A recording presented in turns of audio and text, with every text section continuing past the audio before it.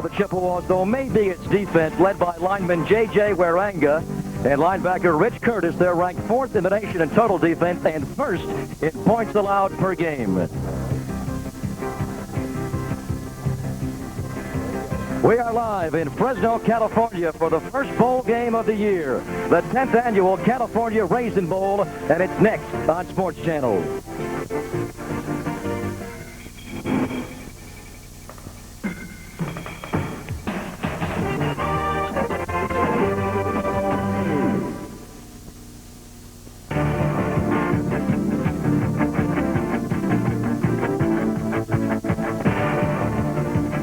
It is a clear, crisp day in Fresno. We're going to watch the Big West champions, the San Jose State Spartans, versus the champions of the Mid-American Conference, the Central Michigan University Chippewas. Hello, everybody. Greg Papa alongside Jack Snow. Welcome to Bulldog Stadium, the home of the Fresno State University Bulldogs, the team that has won this bowl game the last 2 years. But, Jack, they are not here today. They were beaten in the Big West Conference by the team that Bulldog head coach Jim Sweeney says is the best in the history of the Big West Conference, the San Jose State Spartans. You know, Greg, that's quite a statement for Sweeney to make, but San Jose State is an outstanding football team. There's no question of that. Towards the end of the season, they wound up in the top 25. They have an excellent defense. With the linebackers, I tell you, they're tough against the rush. They like to pop you. Offensively, a big, strong-arm quarterback of Martini, a good offensive line. They've got a great running game and a tremendous core of receivers. As they are a senior-dominated team led by their strong-arm quarterback you're talking about, Ralph Martini. Big day for Martini today. A number of NFL scouts are here to watch him play in this bowl game. I think so, and it's very, very important that he has a good day. When you stop and think about the size this guy has, he's 6'2", 217 pounds, big, strong. He's improved game by game. He'll play in both the Blue-Gray All-Star Classic and the Japan Bowl. He is the Sports Illustrated Player of the Week against the Stanford Cardinal when he threw for 4 touchdown passes and over 360 yards. His tailback, Sheldon Canley, would also be in the Blue-Gray game you're talking about. One of 8 finalists this year for the Doak Walker Award, which is given to the nation's best running back. I really like this guy. 5'8", 193 pounds senior, runs very well both inside and out.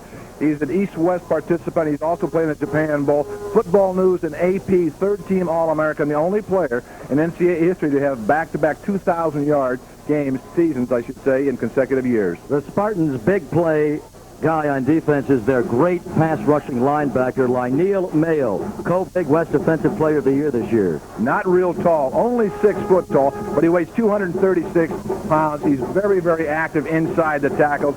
He missed 2 ball games. He still had 13.5 sacks, 30 sacks in his career, 45 tackles for losses totaling 267 yards, and he runs a 4.540, so he can motor. Yes, the Spartans swept all of the postseason awards this year in the Big West Conference. Terry Shea, head coach of the year in his first year, he said before the year, our goal is to win the California Bowl. We asked him before the game how he's going to do it. Well, I really believe our defense has to play outstanding third down defense, which we've done all season. That will allow our offense to get back on the field. And when our offense has a chance to score touchdowns, meaning inside the 25-yard line, we have to be able to get the ball in the end zone and not settle for a 4th down try or a field goal attempt. So those are the keys as I see it going into tomorrow's game. Well, there's the lowdown on the Big West representative today, the San Jose State Spartans. And now we're going to head down to the field for update on the Central Michigan University Chippewas. Out of the MAC, a guy who worked a number of their ball games on Sports Channel this year is standing by, Michael Reggae. Greg, Jack, thank you very much. It's a pleasure to be with both of you here in Fresno. You know, all week long, people have asked me, what's the best depiction of Herb Duromedy and his Central Michigan Chippewas? Very simply, they subscribe to that Midwestern work ethic. You know, they wear the hard hats, they carry the lunch pails, got the blue collars. Nothing fancy, no frills. Just play good, you block me, I'll tackle you football. That's the way they've got it done to win a MAC co-championship. Let's take a look at some of the key performers. Jeff Bender, quarterback, wears number 8. Bender is the MAC most valuable player in 1990. Keep an eye on him. Unit. We've got to be a football team that, as I see it anyways, is able to stay with that football team from a defensive aspect. And by doing that, then our offense will find its way against that 46 defense, which puts a great deal of pressure and solves what it's going to be doing in order to put points on the board.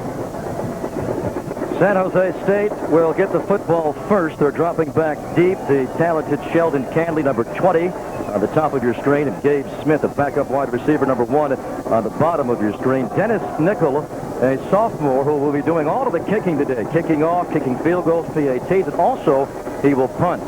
They've had some problems with their kicking game, and Nickel will handle it all. Chippewas 8-2-1 overall, 7-1 in the MAC. The Spartans the same record, 8-2-1, a perfect 7-0 in the Big West. We're underway. Very short kick going for Canley. Coming across the field, and he slips down to this 23-yard line. Todd Reynolds on the tackle. San Jose State led by Ralph Martini, who was tossed for over 2,900 yards this year. He has Canley and Leon Hawthorne, a new fullback behind him. He has 5 very good wide receivers. Bobby Blackman, David Blakes will start, and a good tight end in Bryce Burnett. Offensive line, every guy a first-team All-Big West player with the exception of Chad Emil. He was a second-teamer. He was out a couple of weeks with arthroscopic knee surgery. First and 10, 23-yard line. Martini jumps it for Hawthorne. And he hurdles out to about his 30-yard line for a gain of 7. Central Michigan defensively, J.J. Waranga, Jason Wilkie, and Mike Papler, the 3-down group. The linebackers led by Rich Curtis, who made that last tackle. He had 118 this year to lead the Chippewas. And the defensive backfield, it is David Johnson, a free safety returning. He missed the last 2 ball games with a knee strain. And that is Gino Marchetti, his uncle, the former Colts out of University of San Francisco. Second down and 3. It is a short pickup to Byron Jackson. Shoved out of bounds by linebacker Chris Thompson, a senior from Monroe, Michigan. The Spartans like to do a lot of throwing to the wide receiver short, Jack, and let them run after they catch the football. They will. We'll see a lot of passing action today from San Jose State. They think they can work against basically a zone coverage of this Central Michigan Chippewa team. First time we see Sheldon Canley run the football. He breaks the tackle, and he dives out for a first down. David Johnson able to make the tackle, the free safety. This is the guy that worries this Central Michigan defense the most. Canley can do so many things, whether it be as a runner, again, a little misdirection trap inside, good lead block, but Phil rather nicely, 1 tackle missed before 16. David Johnson comes up, and this guy will be a key today for Central Michigan. Johnson has got to Phil on the run and drop back in that coverage in the zone in the secondary. Sheldon Canley this year, 1,248 yards rushing. Overall, he ranks 9th in the nation per game. He's 2nd in all-purpose yardage. First and 10. Martini over the middle. That'll bring up a second down and 3. Again, he goes for Byron Jackson. Rich Curtis, the linebacker, makes the tackle. Talking with Ralph yesterday during the workout, I said, how do you feel? He says, oh, I feel fine. He said, we're going to go after him. He says, and I can hardly wait because it's going to give me an opportunity to put that ball in the air a lot. And so far in his first drive, 1 run, the rest have been passes. Ralph Martini is rising in the NFL scouts' opinion. Here's Canley on the 2nd and short, spinning near a first down. Scott Lamphere, a backup inside linebacker, makes the tackle on Canley. Lamphere did a good job as you look at Canley going back to the huddle. Now, we talked about Sheldon, not a real big guy, but there's Lamphere, 98. He filled the hole super. Now, remember, he starts this game as a backup. Missed spring practice with a back injury, so he has played well this season. 38 tackles, 2 of those for losses. Nice play on that last tackle of Sheldon Canley. They're going to bring the chains out, Jack, and measure here. Either 1st and 10 or 3rd and very short. Looks like they have the first down, or are they just a little bit short? Martini's going to help him. He's going to take a double first down. 1st and 10. Is he pumped? Is Martini pumped?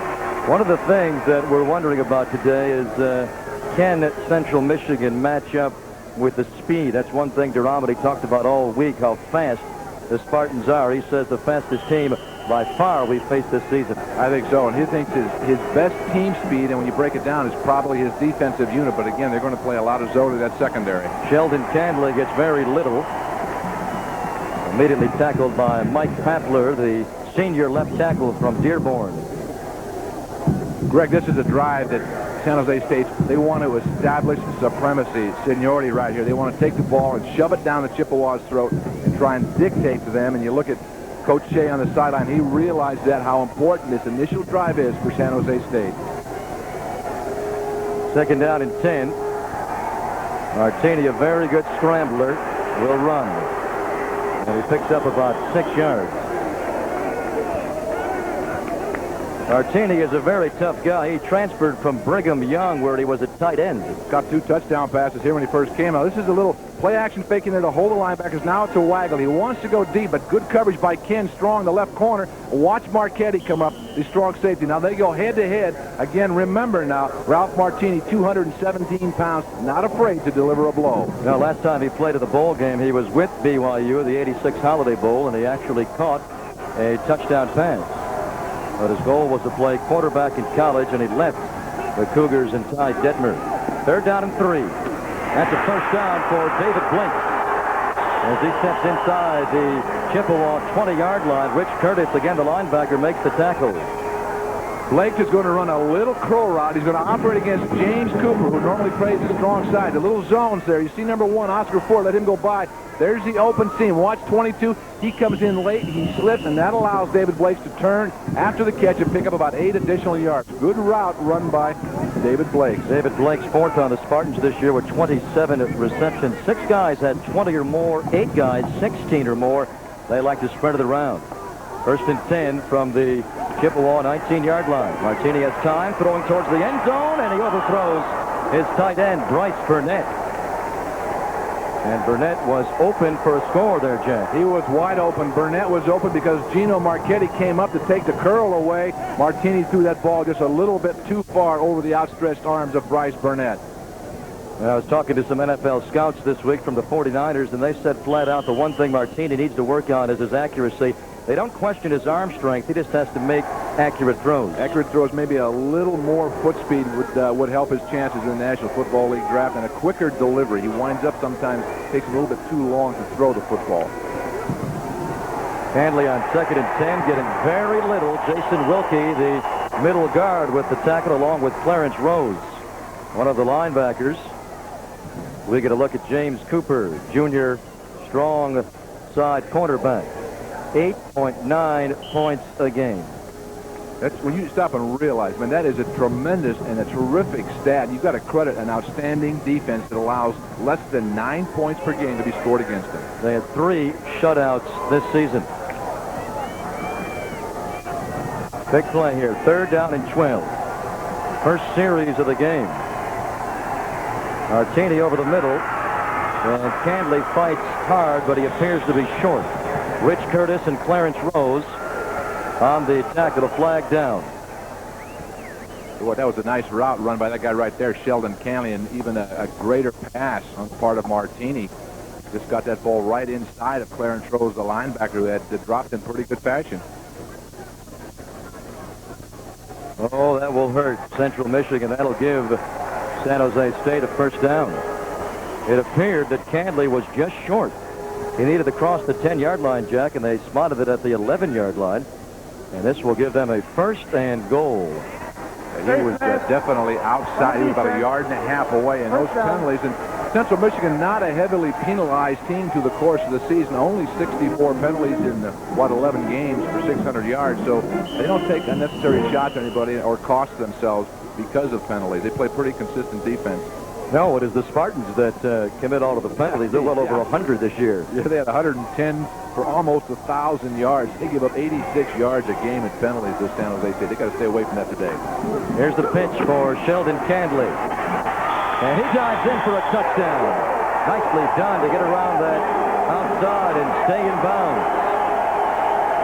Things to watch. Watch the block, as we mentioned earlier, of Leon Hawthorne, and then watch, I think it may be the left foot of Sheldon Canley. Right there's the left, right. There's the left. Good shot.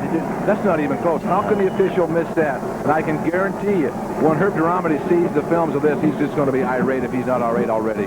Canley has 15 San Jose State records, including career touchdowns. That's his 33rd. Then his 13th rushing touchdown of the year. So the Spartans go right down the field on their first possession. David Bowen will kick it off. A couple of running backs are deep, Darnell Rush and John Hood, but they won't come near it. Ball is out of bounds. That'll cost the Spartans 5, and we'll do it again. Scoring drive for San Jose State, 77 yards.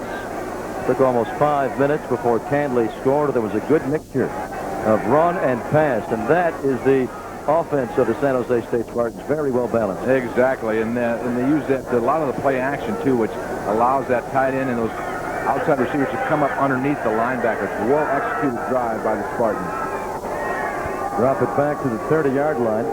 Beautiful day here in Fresno, in California's Central Valley. It was very cold this morning with a morning fog, but as usual, it burnt off, and we're probably in the low 60s. 27,000 expected today for the California Raisin Bowl. They would have sold it out completely had their hometown Bulldogs been here. So they were beaten 3 weeks ago by San Jose State, 42-7, to give the Spartans the Big West Championship.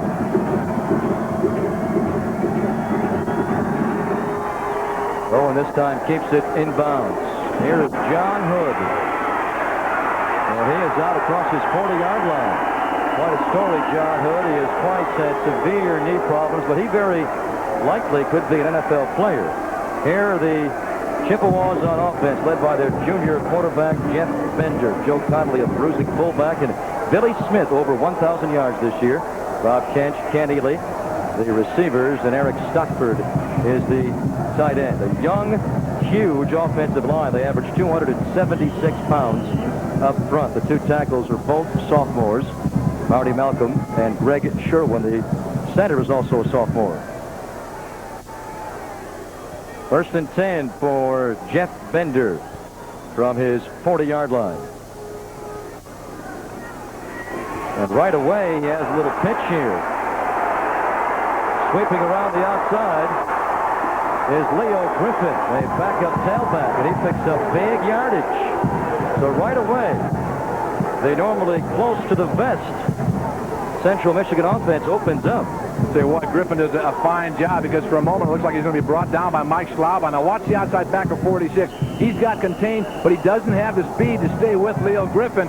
Griffin turns the corner, tries to do the smart thing of cutting it back inside, and there he gets popped by Hesh Kolar, the free safety. 12-yard pickup for Leo Griffin, giving the Chippewas a first and 10 from the Spartan 48. Here's Billy Smith diving out across the Spartan 40-yard line. San Jose State defense ranks 5th in the nation against the rush, but on 2 plays they are beaten. Bob Bleish, the middle guard, a first-team All-Big West player this year, up front with Bayo Iffy and Powers. The linebackers, Steve Heber leads the club in tackles. Lionel Mayo will be all over the field. In the defensive secondary, they have a couple of second-team All-Big West players, Eddie Thomas and the very active free safety, Hesh Kolar. Second down and 1, and Billy Smith gets virtually nothing. Like this guy, he was a backup or reserve fullback. He was utilized for blocking purposes the first couple of years he came to Central Michigan. With the injury to John Hood, they moved him back to his natural position of tailback. He has responded brilliantly. A first-team All-MAC performer this year. He is a pretty much straight-ahead type runner. He will not do a lot of cutting, and he is very tough to tackle. They don't have the blazing speed in the offensive backfield. He only runs a 4.6. Third down and 2. Man, is that it's slow? Getting tough, isn't it, Jack? It's really slow, isn't it? Yardage. Nice line surge. Lionel Mayo gets in there to make the play.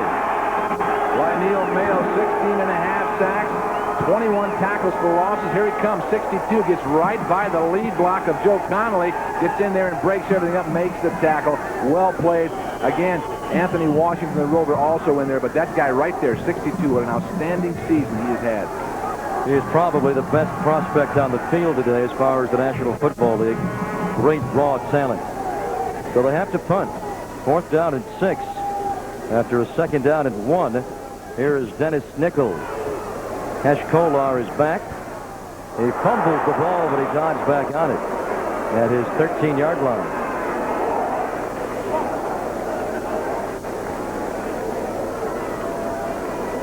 So San Jose State scores on their opening possession. Looks like they were in a bit of trouble defensively, but then they get a couple of big plays, and Central Michigan has to punt after picking up a first down. We have 8 minutes and 19 seconds to play. First quarter. Spartans 7 and the Chippewas nothing. The field and check in with our sideline reporter today, Michael Regan. Greg, Jack, one of the keys to the Central Michigan game plan is you see the offense gather behind me. They knew they had to possess the ball. Not only put some points on the board, but chew up some clock. You do that, you keep it away from San Jose's offense. Central can't afford to have their defense on the football field all game long. This offense has got to give them something more than 3 and out. Greg, Jack, back upstairs. Yes, but the problem this year with Central Michigan's offense has been great inconsistency. They had a stretch of 4 straight weeks where they scored 20, 13, 16, and only 3 points one game, but they won 3 out of the 4. Martini going deep for Blake.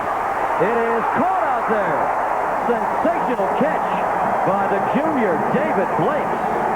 He looked like Lynn Swan in Super Bowl 10, Jack. Tell you what, great reception, great job of concentration by David Blake. But look at the job that James Cooper does, too. He's right there, gets a left hand on it, knocks it away, but Blake just stays with it. Super job by both individual players. Unfortunately for Cooper, Blake makes a great catch. Look at it. Knocks it away with the left hand. Up goes the right hand of David Blake. He pulls it in before he hits the ground. Super NFL-type catch right there. And beaten on the play was James Cooper. Had to start the last 6 games because of an injury to James Williams, one of their top players. Martini is flushed out of the pocket. Good runner, Martini. Fights down near the Chippewa 40-yard line. Scott Lamphere makes the tackle. Martini is a well-built quarterback, played linebacker in high school. Terry Shea really has to take a lot of the credit for the development of Ralph Martini this year. Yeah, I think so. Martini didn't start out real well at the beginning of the season, threw a couple of interceptions, but this guy you're looking at, Terry Shea, stayed with Martini, worked with him daily, and brought him around and made Martini the best quarterback in the Big West. Terry Shea has written a book called The Quarterback, and he also has a instruction tape video on the making of a quarterback. 2nd and 4 results in very little. Chris Scheffler makes the tackle, to back up middle guard for the Chippewas. Martini looking over to the sidelines. You got to love this guy, Greg. He is, you know, he's a quarterback, yes. He's got good size, but remember now, he's a former tight end. He was recruited as a tight end, and he likes to hit. We've seen him run twice already. He won't go out of bounds. He'll turn it up and try to deliver a blow. 3rd down and 2.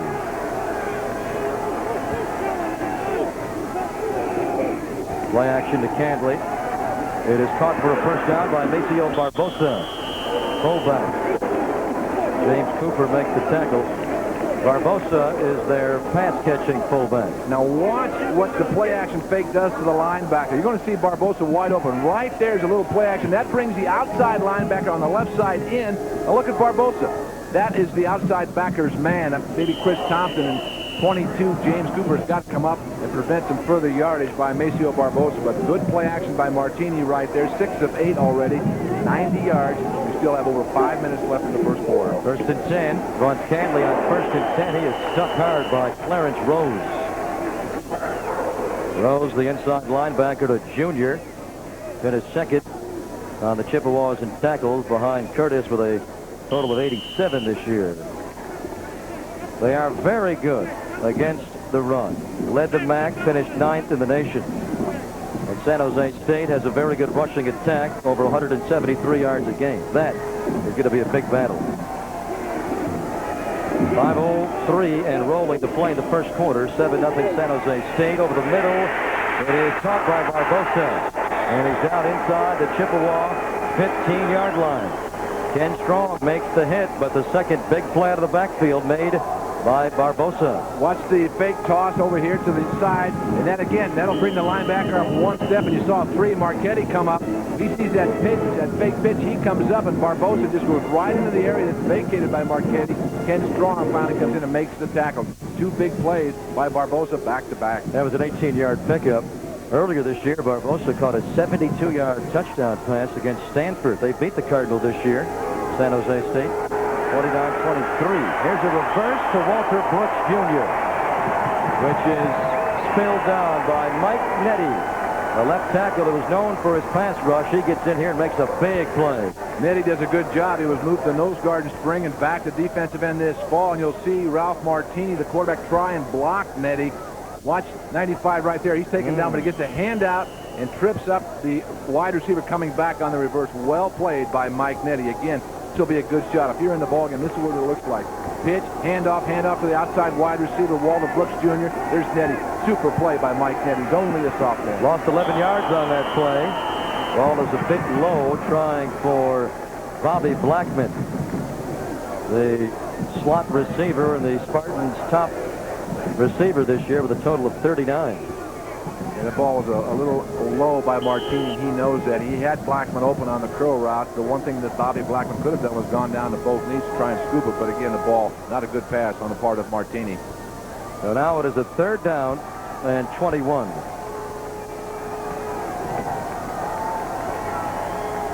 From the Chippewa 25-yard line. Martini hit as he throws, and it's intercepted. Taken by James Cooper. And he is spilled at his 48-yard line. Martini makes a bad choice there. Flag goes down after the play. A late hit following James Cooper's 2nd interception of the year. Martini's so excited about throwing the football, but remember now, a lot of zone in that secondary. He is under some pressure. He makes a bad pass, and James Cooper is right there, picks it off. And thank goodness for Chad Emal, who comes over. You'll see him 73 coming from the left side. He saved a sure touchdown. There's big number 73, 6'2", 264 pounds, but a great play by James Cooper. There he is right there. His 2nd interception of 1990. And they're going to tack on some yardage to Cooper's return as they call a late hit and a 15-yard penalty, it looks like, against San Jose State. Nick Define at his Have a dead ball. Personal foul on the defense. 1st down. San Jose State will do this quite a bit. They play that 46 attacking type defense, but now it spills over to their offensive guys. Mad about Cooper's INT.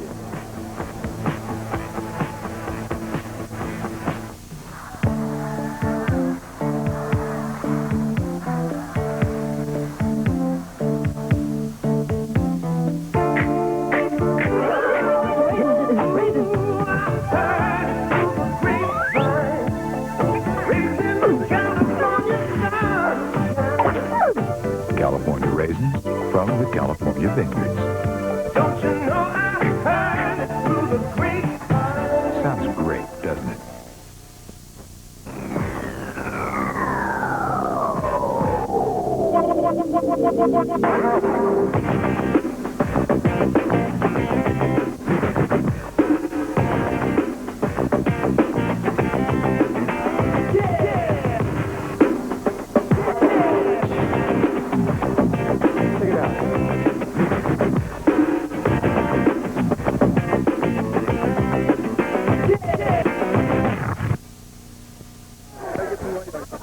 Interesting, Greg and Jack, right before Central's defense went out for this last defensive set, Rich Curtis, their inside linebacker and captain, said, I didn't come 3,000 miles to get our butts kicked. We're going to show them what Central defense is right now.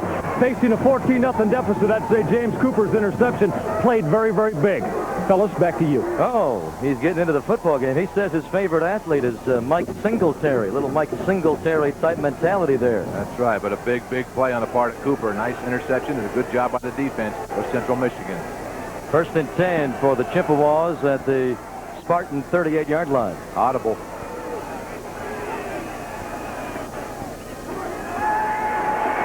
Anthony Washington pressuring him, and it is complete out here. Down to the 35-yard line is Brian Tice. The backup split end. Nice composure there by Jeff Bender. Now you know why Bender was the player of the year in the Mid-American Conference. What a great athletic move to find Brian Tice. Because watch the pressure come from the right side. It's a little waggle to the left. He feels the pressure, turns back because Anthony Washington is there, throws it to Tice, who never stops in his route before he's finally knocked down. But again, an excellent job by Bender. Anthony Washington, the rover back, who was 2nd on the Spartans in quarterback sacks. He'll be blitzing quite a bit. Put the heat on. Here's Billy Smith on the 2nd down. And here is Anthony Washington on that last play. Watch the pressure come. There's Simon Veoifi. He's coming in, and there's 13, Anthony Washington. Washington thinks he's got another sack. He takes him down hard, but a fine job by Jeff Bender. So Bender avoids the big sack and loss and picks up 3 yards on the play. There's Veoifi. He came in there to disrupt everything. Thought he's going to get himself a sack also. 3rd down. 2.5 to play, first quarter. The Spartans lead this one 7-0. Ken Ely moving in motion. They go to the option. It is fumbled. Ball is line free. It is recovered by the Spartans' Mike Schlaba. Jeff Bender does not like to run the option. The Spartans knew they would do it time to time today to keep them on it, but this time it really is a mistake. Now, this is a tough play to run here by Bender because he's not really swift of foot. He gives up the ball much too early over there. Good outside containment on the part of San Jose State. Now it's a free-for-all. Neil Mayo was the first guy there to make him throw that ball early, and now there's like a handball match that's going on before Schlaba finally comes in and covers it up. Heads-up play by Schlaba, but the key play is Neil Mayo. Bender says flat out, running the option really is not my forte. I am a drop-back quarterback.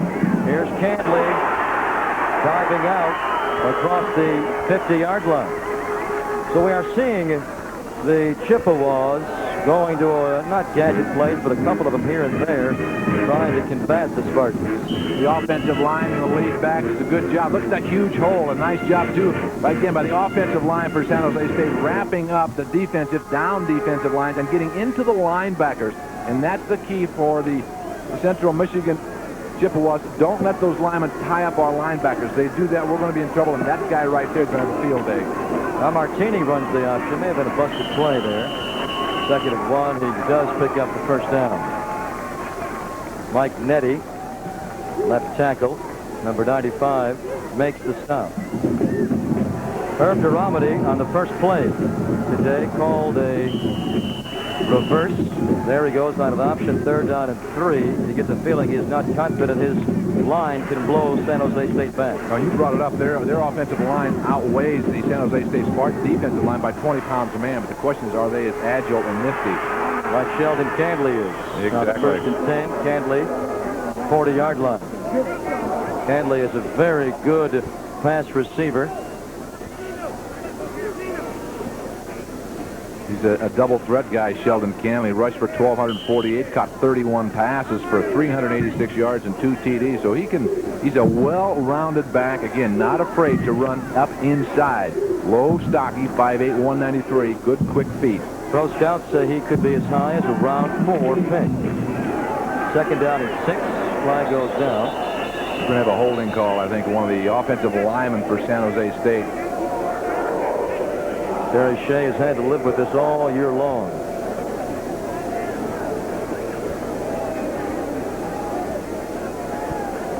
That tells you just how good his football team is. They overcome all of the penalties. They average about 85 yards a game in penalties. Yeah, they had, and we talked about it earlier, 110 penalties this year for 946 yards. And that's one thing that Terry Shea has got to work on. He knows that. Try to control that a little bit more. I think the man guilty of the last infraction may have been Brian Woods, the first-team all-conference center. There it is. Got holding. Offense. Repeat. 2nd down. That'll bring up a 2nd down and long for the Spartans. 39 seconds to play in the first quarter. Our only scoring of the ball game. Sheldon Canley. 6-yard touchdown run on the first series. Capped off the Spartans' 77-yard run. And it was a questionable score. Clearly, Canley slid out of bounds on the 2-yard line, but they gave the score. Clock rolling with 25 seconds to play. Martini avoids the sack. Gets it close enough to Barbosa, but he was under pressure. And in the grasp there of Mike Nettie. Yeah, what another big play by Mike Nettie. He first disrupts the reverse a couple of plays ago, and now he'll come in from the left side. Does a nice spin move against Anthony Gallegos. So watch him get the hand on that lower leg there. Wrapped it around both of them. A super job by Mike Nettie. 6'3", 265-pound sophomore. He'll be back for 2 more years. He's a good one. And talking to Duromedy this week, gave me a hint that he felt that Nettie would have a big football game today and would be a key. Felt he had to play well. 3rd and 16. Martini jumps it out for his tight end, Bryce Burnett. Well short. James Cooper, man who made the interception, makes the tackle on Burnett. That will be the last play of the first quarter. Martini was 8 for 12 in the first quarter for 112 yards, but his offense only scored on the first possession. And in the quarter, they have the lead. Raisin Bowl, 7-0. Martin lets it bounce. It is going to go dead. Look at that. At the 1-yard line, they've batted out of there. Gary Charlton, one of the wide receivers down there, able to tip it back, and Eric Negre, who had a disappointing early season but really played well late, gets one right down there. I'll tell you what, that's great individual effort on number 85, Gary Charlton. Watch him go in there and bat that ball away with that left hand before he goes into the end zone. What a super play by Charlton. Puts the Chippewas in a hole at the 2-yard line. Terry Shea has been very happy with the special teams. He says the last 5 weeks we have completely dominated our opponents in the kicking game. They pin him back at the 2-yard line. This is not the spot to begin your offense against this Buddy Ryan type 46 defense. Well, that's for darn sure. Very conservatively, they hand it out, probably wisely, to Joe Canley, senior fullback, who every time he has rushed the ball this year has picked up at least no gain. Never been caught behind the line. A good guy to hand the ball off to there. The 225-pounder. He's normally noted for his blocking, a second-team All-MAC performer, but he's very smart. A first-team All-Academic All-MAC performer, and you're right. Only 35 carries on the year, but his main job is to block. But when you get in situations like that, give it to this guy. Let him grind it out. If nothing else, give yourself some room to punt. 2nd down and 7 from their 5-yard line. Looks like Bender again is audibilizing. Moving Connolly in motion. Pitching to Billy Smith. Well, actually, that's the backup. Tailback out of the ball game. That is number 25, Darnell Rush, junior out of Detroit. Tackled by Mike Schlaba. And Schlaba did a good job. The fullback there, Joe Conley, trying to take Schlaba down, could not do it. As a consequence, Darnell Rush had really no place to go. Rush finished 2nd this year behind Billy Smith in rushing for the Chippewas at over 600 yards on the year, over 4.3 an average per carry. 3rd down and 5. Will they throw it? Another audible.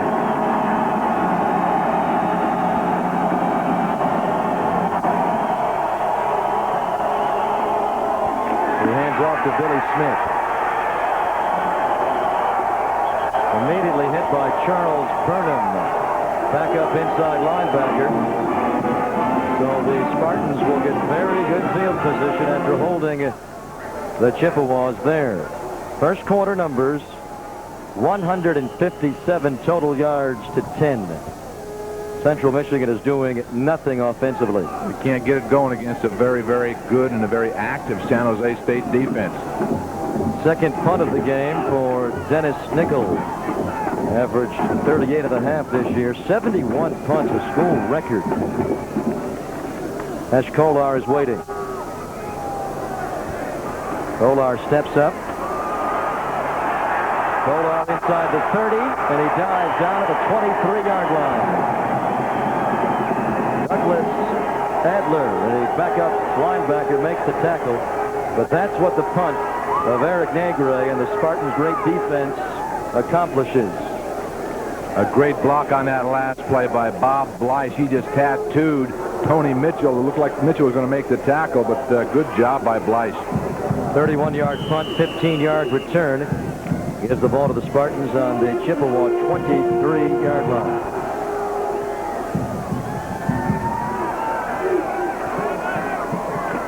Sheldon Canley ran into his own man Hawthorne, it looked like. Then he immediately was put down for very little gain. Scott Lamphere, number 98, back up inside linebacker, able to make the tackle there. There's Lamphere. senior out of North Branch, Michigan.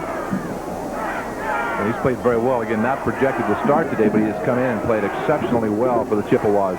He missed their entire spring with a back problem. Had a pretty good year this year with 38 tackles. Second down at 11. Dumping it out for Byron Jackson. Jackson gets little. Now, while Central Michigan's offense is doing nothing, their defense is playing pretty well. Yeah, they're hanging in, and there's no question of that. Again, remember, Central Michigan's defense against the rush is outstanding, 99, 98 yards per game. But what they've got to do here is get a good pass rush on, and that's something that they haven't really done all season long. The Chippewas only have 20 quarterback sacks, and he's going to have to put a lot more pressure on Martini, or he'll sit back there and pick you apart. Third down and 7. 3 wide receivers. And he overthrows Sheldon Canley. Well, defense there. David Johnson, the free safety, stepped up and took the passing lane away. He did. Johnson was deep on the far side, and Gino Marchetti was sitting over there also. But Martini, as you look at him go off, he did the smart thing. He threw the ball away, did not try and force it in. There's Marchetti. He was the guy shadowing Canley as he came out of the backfield. Well played. 6 foot, 195-pound senior.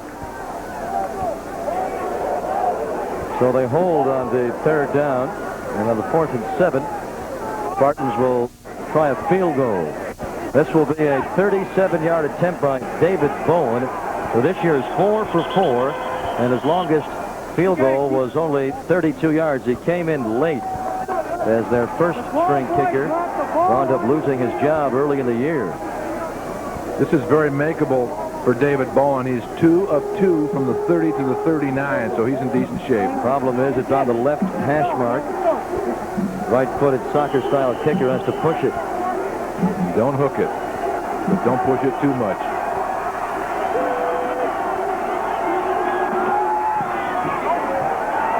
Certainly long enough, and it is good. Longest field goal of the year for the junior, David. And the Spartans now take a 2-score lead. 11:02 to play in the half, 10-0.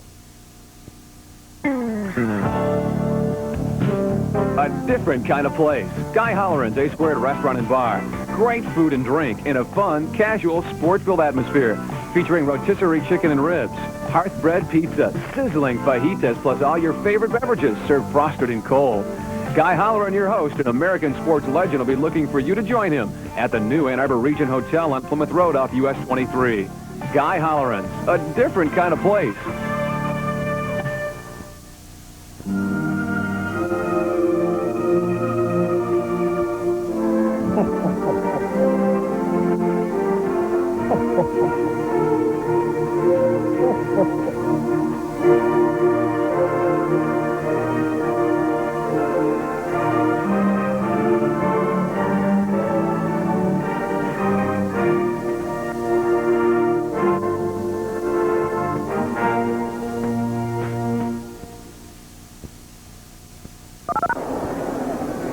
David Bowen, not known for a strong leg, had made only a 28-yarder before the ball game, but here, round level look at his field goal from 37. It's a good shot. It just does get inside. There's a room to spare, maybe 6-7 feet, and he started to hook it a little bit, but went straight enough, picks up 3 points, gets his longest field goal of the season. Early on, they had a victory taken away against Louisville. They had the Cardinals beaten. They wound up with a 10-10 tie because twice they missed field goals under 30 yards by Raul Villaflor. Onside kick. Look at this. And it's lined there for the Spartans, but looks like Central Michigan has got it at the 45-yard line. It was well done, Jack, but they just didn't get on the ball. You're exactly right. That ball took a nice hop after a couple of bounces. The key to this is to let that ball bounce a couple of times before it bounces high. Now follow the ball. There's 1 off the tee. There's 2. Whoop, now this is going to go right up in the air right there. Super job. Excellent effort by the Chippewas to control it there for a moment. It looked as if San Jose State would come up with it, but Jason Wilkie does a fine job of corralling the ball for Central Michigan. Risky call there by Terry Shea. He had 2 guys there. Paul Hamilton, number 39, and 21, Kelly Liebengood. Both looked like they were the closest people to the football, but the ball slid right between them. Pull out all the stops in the bowl games. Go for it. That talks about faith in your defense there, going for an onside kick. He feels that they're not going to move on my club anyway. That's exactly why he did it, exactly. I mean, he did it because he wanted to try and get it back. Bender going for Ely. He got it! And we have a new game. 55-yard score. The first time Ken Ely touches the football, and he beat Eddie Thomas there. We talked about Ely being the big play man, and again, tremendous yards per catch, averaging 20.8 yards per pop. A nice pass by Bender. He lays it out there. Ely turns on the burners, runs right by the corner man. See him gain a step and a half. He goes right by. I think it's Hes Kohlers over there too, but takes it, cruises in, 55-yard touchdown, his 10th of the season. Ely runs a 4.40. He is the fastest of the Chippewas. PAT is made by Dennis Nickel. Very quickly. Onside kick does not work for the Spartans, and we have a new game. 10-7. 10:52 to play in the half. 8-6, hurry and you'll make it. Delta Airlines ticket agent Sam Singletary knows how to get people moving. Mr. Franklin, your bag. But sometimes he has to show off a few moves of his own. The kind of moves that made him a first-string halfback. Sam Singletary shares a feeling. Hit by Todd Reynolds. And Ben King on the recovery. Number 26. Flag is down. Flag is down. Lying right at about the spot he was hit.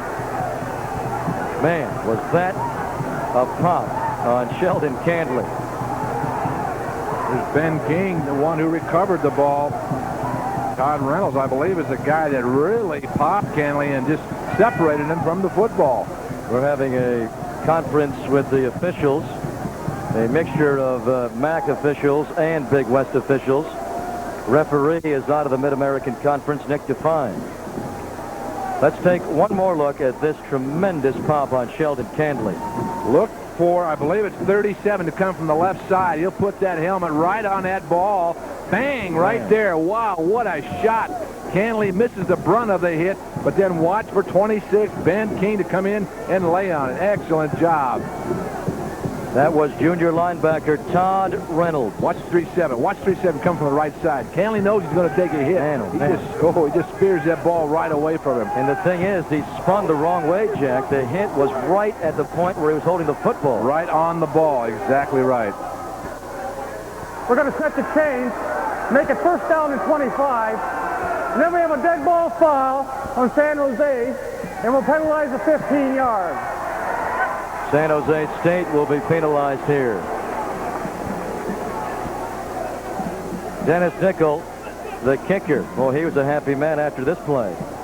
Yeah, he certainly is, because he realized the importance of this game. The number 5 punter in the conference, he kicks off also. He's yelling, yeah, we got a Chippewas ball. And their drive start will be even better. And this change of momentum all started with the onside kick call by Terry Shea. Very interesting call he made, up 10-0, and now he's in danger of falling behind. Let's take a listen on this tremendous hit by Reynolds on Sheldon Canley.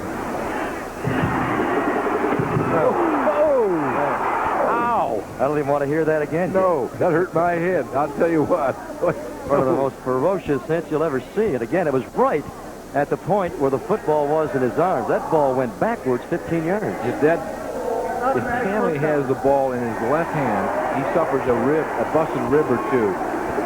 Most surprised guy in the stadium besides Canley was Ben King. He's back there. Canley already went up the middle of him, right by him, and all of a sudden the ball's in King's lap, and he's going to dive on it. You betcha. I tell you what, great job by the two special team guys, Todd Reynolds and Ben King. Bender is only thrown to Brian Tice and Ken Ely. Last one for 55 yards and his 16th touchdown pass of the year.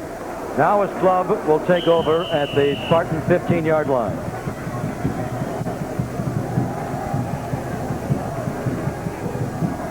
Crucial series for the Chippewas. They do not want to settle for a field goal here.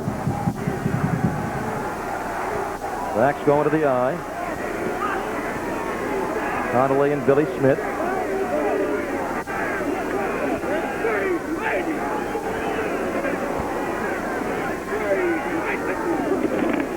Pitch to Billy Smith. He fights hard.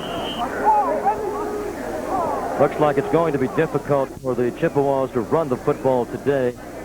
The whole point of the 46 defense, Jack, put a lot of guys on the line of scrimmage, stop the run, force them to pass, then when they pass, blitz them every time. Yeah, you try to disrupt the blocking scheme, and that's the problem that Herb Duromedy knows, and he knows it right now. We've got to settle in on our blocking. The last play, 2 linemen were blocking the same guy. You don't want that. You assign one to one guy, and the other guy's got to find his man. Don't screw it up. Big man on big man, but know your assignment. Eric Stockford, the tight end, moving left to right. Quick hitter to Ely. Good ball there by Bender. Threw into the tight coverage of Eddie Thomas, but it is caught for a first down. It's going to be a quick slant now. Eddie Thomas up at the top. This is a perfect pass on the part of Jeff Bender. Low, throws it right into the gut of Ken Ely, because I tell you what, Thomas has good position. He's right there on the receiver, but an excellent catch by Ely and a great pass by Jeff Bender. And I take it back, Jack. He's just shy of the first down. 3rd down and 1. They need to get to the 5-yard line. Billy Smith sweeping. As Kolar shoves him out of bounds. Does not look like he picked it up. He is short. Big play by Hesh Kolar, the leader of the entire defense. Mayo is their most active player, but the leader of the group is the free safety Kolar. I think so. He's very vocal, very active. He gets pumped up. The adrenaline is always rushing through the veins of those Kolar. Well, here's the decision for Herb Duromedy, and he's going to go for it. 4th down and 1. Let's see if they try and waggle Bender out if he's going to throw the football. They got a power formation to the left side.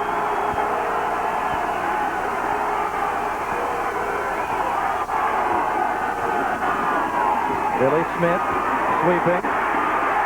You can't run wide on this team. Now with Anthony Washington, the rover back, reading it the way he did, and he is responsible for the Chippewas not picking up that first down. Slava lost his helmet, but not Billy Smith. Watch 13. He's going to come from the right side. He's going to force the back 25 Darnell Rush back to the inside. See 13. He doesn't get the tackle, but he's the guy responsible for them not making it, and that was Billy Smith, not Rush. Interesting. They lack the team speed to battle the Spartans yet. On a 4th and short, they run wide. 9:51 to play in the half. It's hammer time, and you'll flip for Intersport Television's All-Star cast on College Bowl Game, a preview special.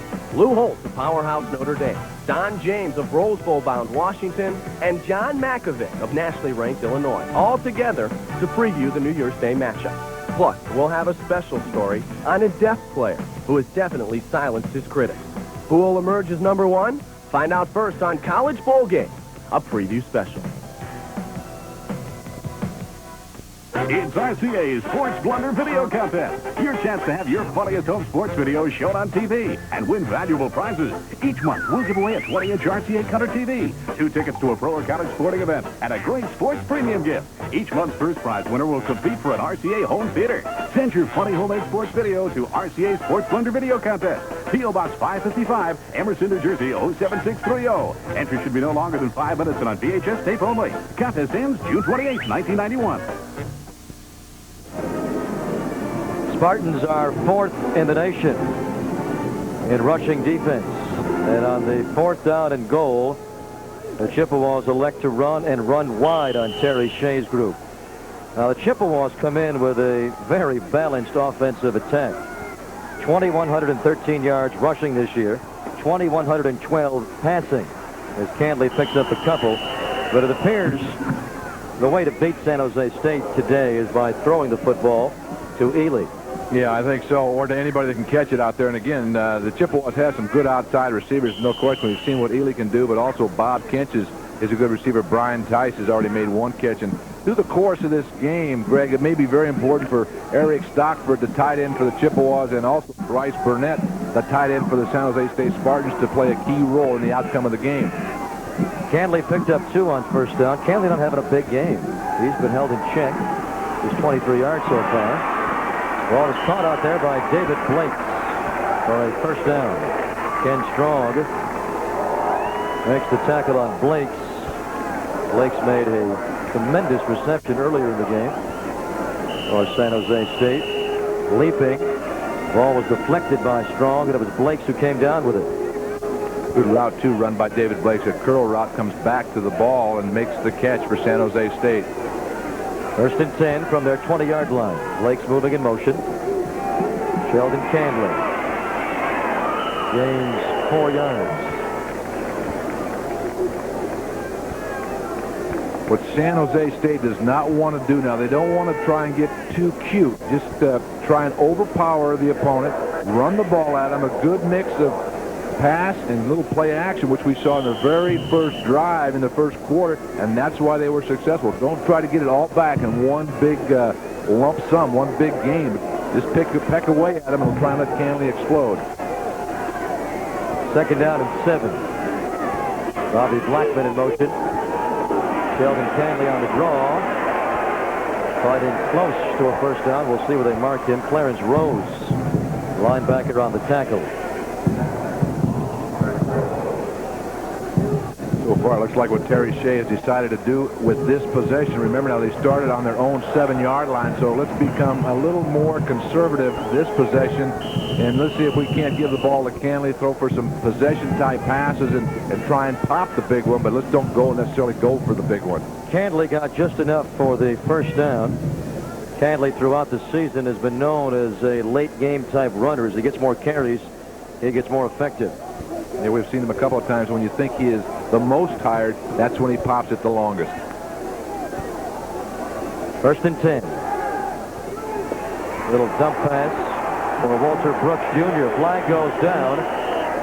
Walter Brooks Jr. gains 5 yards before Kevin Rich, outside linebacker, on the hit.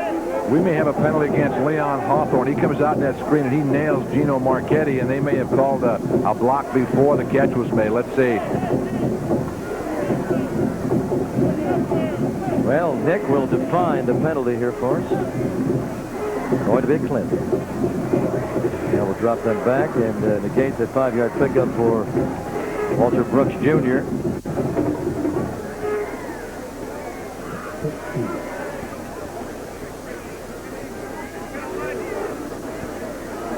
We have a clip during the run.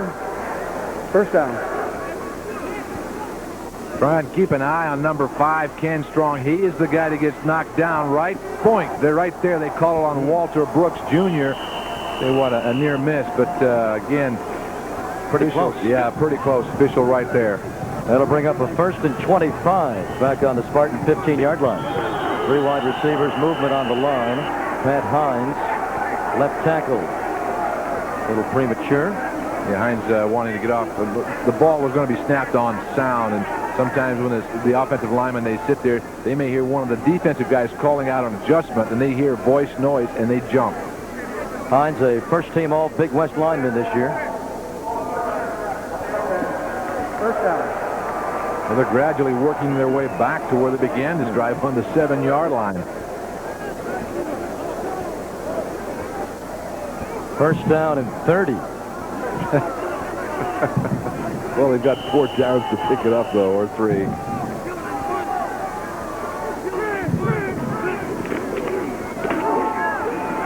Sheldon Canley with a good pickup. Out across the 20-yard line, he gains about 13 yards. Kevin Rich on the tackle. We talked about the explosiveness of Sheldon Canley and the quick feet. Now, he's going to put a move on Oscar Ford, number 1. Find the defense, number 1. Look at right there. He's going to, I got him. Whoop, now I don't. He does get a hand up there to trip him up, but a good move on the part of Sheldon Canley. Well, I wonder where our man, Michael Regai, is down there. Michael? Guys, in the open, we talked about smash mouth football. How about Todd Reynolds and that stick he put on Sheldon Canley on that kickoff moments ago? Probably heard back in Mount Pleasant, Michigan. Tremendous stick indeed. Martini hits Gary Charlton. Big play, steps out of bounds inside the Chippewa yard line. Ken Strong escorts him out of bounds. They may have heard this one back in Mount Pleasant also, Jim. Charlton, 18 catches for 207 yards. Again, the play action fake holds everybody, draws him off one step, a little waggle action to the outside. Look at Charlton. He is behind everybody. Ken Strong has got to stay back deep outside. He doesn't, and as a consequence, the Chippewas pay with a big catch by that guy right there, Gary Charlton. The Chippewas are vulnerable in the defensive secondary. They lack foot speed back there, and the Spartans have twice gotten deep on them. Once David Blake's, and right there, the junior Gary Charlton. Martini trying for more over the middle for Bobby Blackman. Blackman picks up the first down. David Johnson makes the tackle. Blackman running a curl out route, and again, Martini doing a fine job. Remember, Central Michigan is playing a lot of zone. He finds the hole. He finds the seam. Blackman settles into it. The ball is right there before he's finally wrapped up by a couple of Chippewa defenders. 16, David Johnson in on the tackle for Central Michigan. 17-yard pickup there for Bobby Blackman following the 39-yard pass to Gary Charlton. So Martini approaching 200 yards in the first half. Kelvin Canley will go in standing. Touchdown Spartans.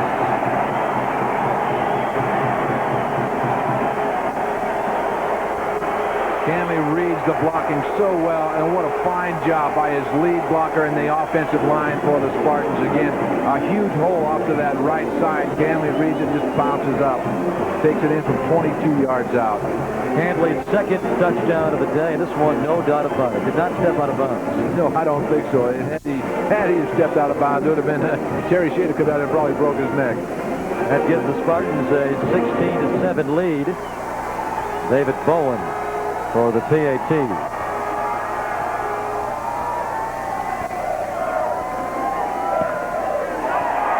Bowen makes it 17-7. Quite a drive there by the Spartans. They went right down the field following holding Central Michigan on the fourth down. Watch the job, the offensive line and the lead back. Look at the hole there. He just puts a good move on. Oscar Ford again cuts back inside, and he knows he's got it. Can't credit the offensive line for San Jose State enough on that. They go a long way, 93 yards in that drive here. This will be a great shot. Watch Barbosa, 29, the kick-out block. A good block by his offensive right tackle, Anthony Gallegos. That creates the hole. Canley sees it. He does the rest. 22 for a score. Canley has been held in check pretty much today until that run. And he just capped off a 93-yard drive. Very impressive. Big play was the pass to Charlton. You know, you stop and think about the penalties on that last drive, Greg. Realistically, they probably went over 100 yards. They had a 1st and 30. That's right. That's right. Canley did not win the Doak Walker Award. It was won by Greg Lewis, Washington, but one of the finalists. Signify he is one of the 8 best running backs in America. David Bowen kicking to Darnell Rush and John Hood. This is Hood, number 30. Another good return by Hood on across his 30-yard line. Jeff Greeney, 56, backup linebacker on the tackle following a 24-yard return by John Hood.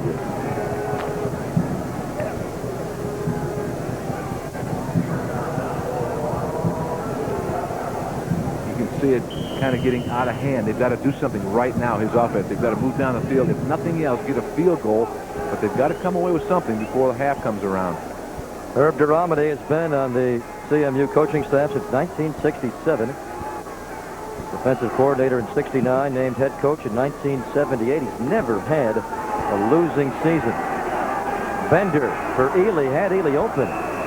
Overthrew him. Yeah, Ely coming out of his break kind of slipped. He didn't have a smooth transition rounding the corner or running what you call a speed cut. Came out of it very slowly. Again, he beat Eddie Thomas there. Central Michigan did not start well the first 3, but then nice drive they had there, Jack. A one-play, 55-yard scoring toss from Bender to Ken Ely. That 1/4, they went down on the 4th down. They were unsuccessful. Hopefully that won't come back and haunt them. Right now in the first half it is. 5:50 to play. Bender throws, caught by Bob Kench. Split end makes the catch, his first of the ball game. Defended by Paul Franklin. Kench got good size, 6'2", 190-pounder, very disciplined route runner. He has excellent hands, works hard, good ball control receiver, good size guy. Look, he's got some nice guns hanging out of that shirt there, 190 pounds. Most receivers are like that, though, you know, Greg. Well, the new breed of wide receiver, Jay. Yeah, the new breed. Good-looking youngster, isn't he? 6'2", 190. He wears that number 11 for a reason. He's also a good passer. He's thrown 3 times this year. One time a 50-yard TD pass out of reverse to Canley.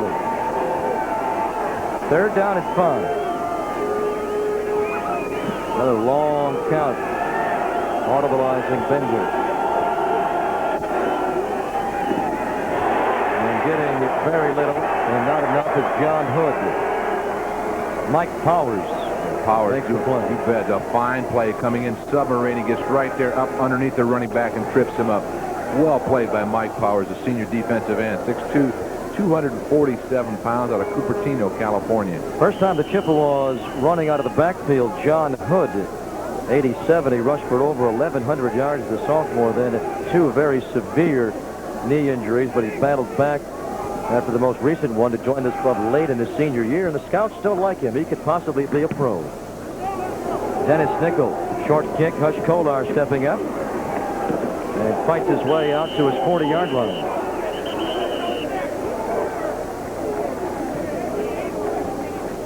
Ken Strong on the tackle of Kolar. What happened to Dennis Nickel after his punt? Keep that head on a swivel, young man.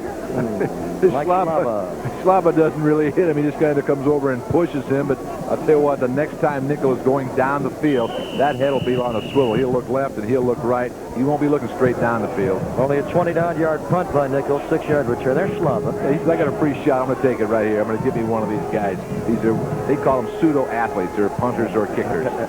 You're harsh. 5 minutes to play. First half, Martini complete to Maceo Barbosa. Fullback has done a good job catching footballs out of his backfield. That's his 3rd reception of the day. Ken Strong on the tackle. He's a good receiver, 23 on the season now. Comes out as a wingback, shoots right out into the flat. Little play action in there to Canley. Martini looking downfield. Initially, Barbosa, not his primary, but look how wide open he is. Again, the linebackers have got to get over there to cover that. You can't allow that to happen. Todd Reynolds has got to be there more so on Barbosa than worrying about the play action run. Martini is now past 200 yards in the first half. We have him for 209. Canley on the 1st and 10 gets little. San Jose State leading this one 17-7 as we wind down the first half. They scored on the first series of the football game. Sheldon Canley from 6 yards, then got into some trouble before a field goal was hit 37 yards away by Bowen. Sheldon Canley fumbled the kickoff, but they were able to hold it. And then they drove right down the field, 93-yard drive, culminating in Canley's 2nd touchdown of the game. Over the middle. Here he is again, and he slips down. But he has plenty for the first down down to the 25-yard line. David Johnson, the free safety, finally stopping Sheldon Canley. Canley will come out of the top. He starts out a little swing right back over the middle. And there's the huge hole by the linebackers. The inside backers giving way too much ground. Canley trying to cut back, and David Johnson is there. But otherwise, Canley may, if he keeps his footing, he may score another touchdown in his first half. That's what the pro scouts like about Canley so much. Good runner, but also very good receiver. And he has the kickoff return ability. Martini's going for the end zone, and it's a score. Very easily done. He hits Bobby Blackman. And the Spartans have opened this game up. It is now 23-7. Martini's first TD pass of the day is Blackman able to get past the strong safety, Gino Marchetti.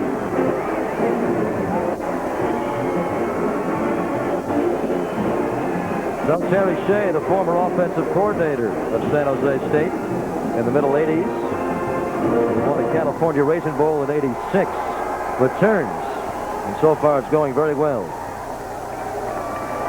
David Bowen trying for his 3rd PAT. Backup quarterback Mike Jordan holding right through him. And he is down. Ken Strong makes the play. Looked like a decent snap. May have been a bit high. When you run the zone in that secondary, you better make sure that your guys are in their proper position. Blackman reads it very well. More important, Martini reads it. He knows where the weakness is. It's up there on that right side. He finds it. They exploit it. A nice pass to Bobby Blackman, who just runs a simple go route. And there's Marchetti. He's way too late. Again, we saw with the linebackers in their previous play with Canley. Again, too much open area. Look at the zone in there. Somebody's got to get deep outside, and Marchetti has got to do that. He doesn't. Touchdown. Miss PAT, and it's 23-7. Martini's 24th touchdown pass of the year. Comes with 3:39 to play in the first half. And one thing Herb Duramity said clearly before the ball game: we cannot expect to match points with these people. We cannot let them run up a pile on us because we don't have that kind of offense to come back on them. Exactly right. They have, if you want to call it a conservative offense, you can call it that. But they're well-balanced running and passing. And when you look at Central Michigan, what they do offensively, they average 192 yards a game rushing, and they average 192 yards a game passing. So they're a well-balanced team. They don't turn the ball over that much, so they've got to maintain the ball. They cannot allow San Jose State to keep possession of the football. Now they're a very patient offense. They may have to hurry it up a bit. Here's John Hood fighting out to his 30-yard line. Tackle made by Paul Hamilton. We talked about the last series for Central Michigan being very, very important. This one even more so. They've got to get down the field and get a touchdown now. The only saving grace is the fact they're going to get the ball to open the second half, but they got to put some points on the board. 25-yard toss by Martini to Blackman. Capped off the 60-yarder. Took them only 84 seconds. They missed the PAT. And the score is 23-7. 3 wide receivers now. Only Canley, the fullback, is in. They dump it out to him. Mike Powers able to get back there. Bender trying to waggle to the near side, but again, the key guy, Anthony Washington, coming in, the rover man, and that guy right there, 57 Powers, puts the kibosh on it. Bender must have a good football game for them to win. He's having a decent one, not been really throwing much. 4 of 6 we have him, 71 yards, and the one big play he made throwing to Ken Ely on the 55-yard touchdown pass. Another penalty against San Jose State. I think it's about, what, 5 or 6 penalties on Yeah, that? they called him for offsides on that play, so it is a 1st and 5. No wonder the defense looked so good. They had a head start. This is the type of situation that the Chippewas must capitalize on here and make a big play. Almost a free play opportunity. 3 wide receivers.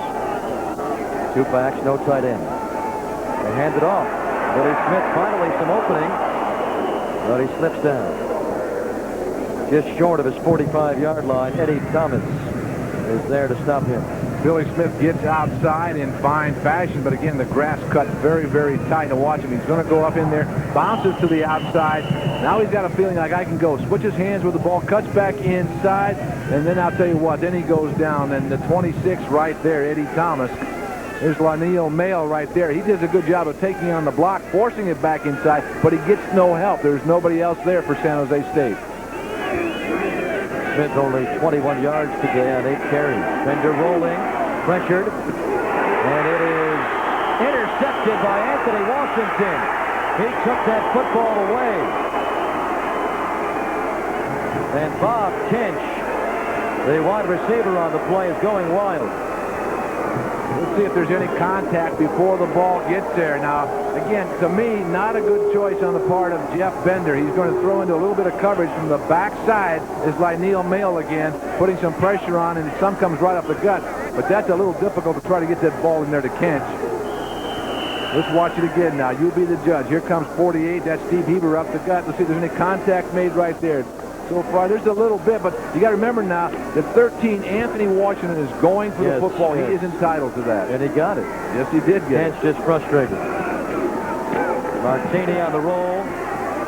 Bryce Burnett, his tight end, picked up about 7 yards. We're seeing a lot of players slipping down in the middle of the field, Jack, where they have painted very nicely. California Raisin Bowl. It appears to be causing some footing problems down there. Yeah, we talked about that on the play that Billy Smith tried to get outside. When he did get outside, cut back. And not only are the Chippewas slipping, but so are Canley has slipped a couple of times in the ball game so far. And again, the turf very, very tight, very close crop. 2nd and 2. Leon Hawthorne, the fullback, battling for a couple. Close to a first down. We'll see where they mark it. Rich Curtis, leader of their defense, makes the tackle with 2:02 to play in the first half. Curtis winding up his career, number 2 all-time in Chippewa tackles, 402 coming into the game. This year, 118. And he was runner-up for the MAC Defensive Player of the Year. That went to Sean Mulhern from Western Michigan. I was watching him last night when they're going through their walkthrough. Boy, talk about a competitor. This guy, he was walking up and down the sidelines in a T-shirt, just kind of mumbling to himself, looking at the lay of the land. Stop and think, this guy has over 500 tackles in his career. Very, very intense football player. Came to Central Michigan, too, as a walk-on. He's been a 3-year starter. Outstanding, talented, hustling type guy. Terry Shea just called a timeout here with 2:02 to play in this first half. In the 10th annual California Raisin Bowl. 6th consecutive year. Big West representative either San Jose State or Fresno State. Spartans going into the Cal Bowl for the 3rd time in the last 5 years. But for Central Michigan, their first ever appearance.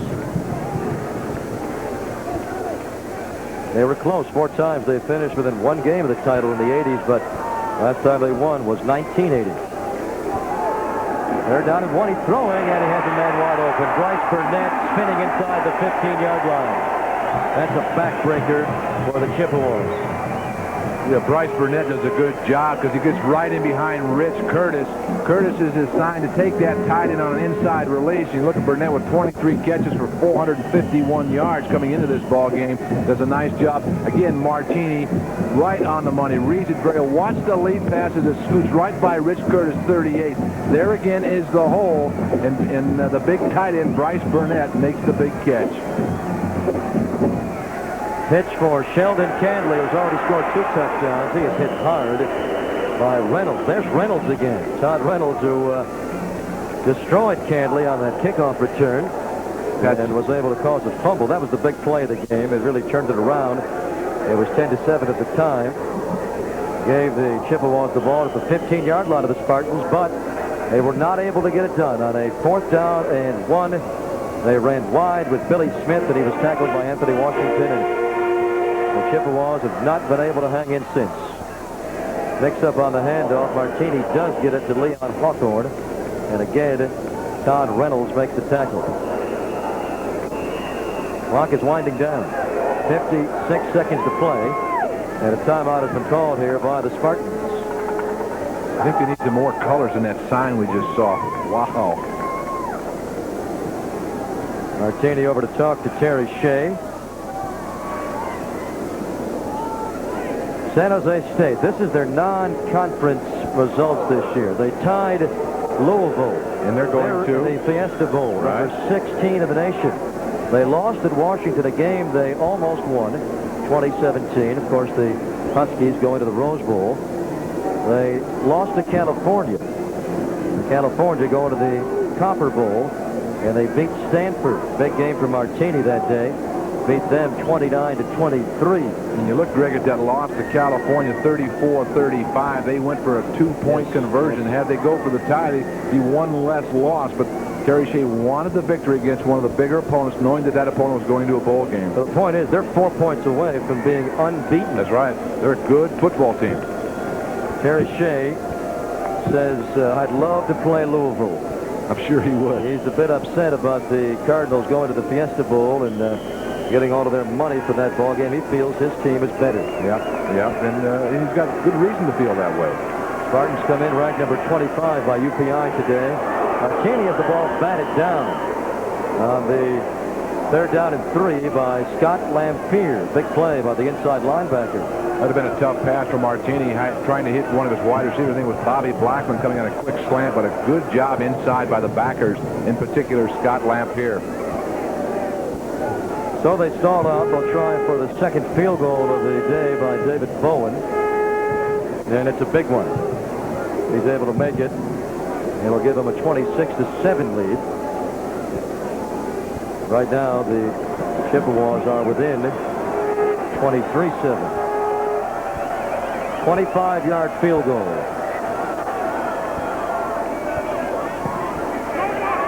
Right down the middle by David Bowen. Bowen has made all 6 of his field goals this year. From 37 earlier today, and now 25. And the Spartans open up a 19-point lead. 26-7 with 50 seconds to play in the first half. Spartans were made early on an 18-point favorite to win this game. As we kicked off today, it was down to, I believe, 14.5.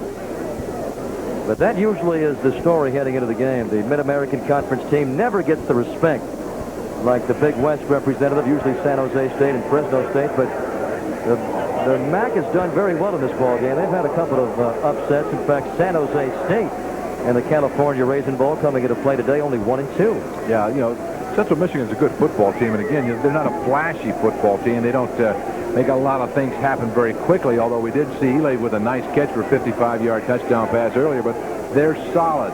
And believe me, that guy right there has done a super job. Herb Duramety's done a good job. And look at that, 2,113 yards rushing and 2,112 yards passing.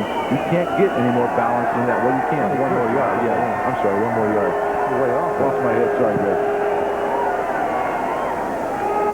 John Hood again from his 8-yard line. Another good run. He has consistently brought the ball across his 30-yard line. Jeff Greeney, who has equally as consistently been down to make the tackles on John Hood. Hood's the guy we talked about being an all-MAC performer 2 years ago before knee injuries just wiped him out. He looks pretty strong right here. Good size guy. Gets up into the wedge. He's not afraid to take a pop, doing a super job. 200-pound senior. All right, 44 seconds to go for the Chippewas. 3 wide receivers in. 2 left and 1 right. Quick to the inside man, Brian Tight. Good pickup out across the 45 down to the 48-yard line. Tackle made by the left cornerback Eddie Thomas and the free safety Hesh Kolar. Now the Chippewas have all 3 timeouts remaining. They do not take one here, don't need to, with the clock stopping on the movement of the chain. Now it starts out.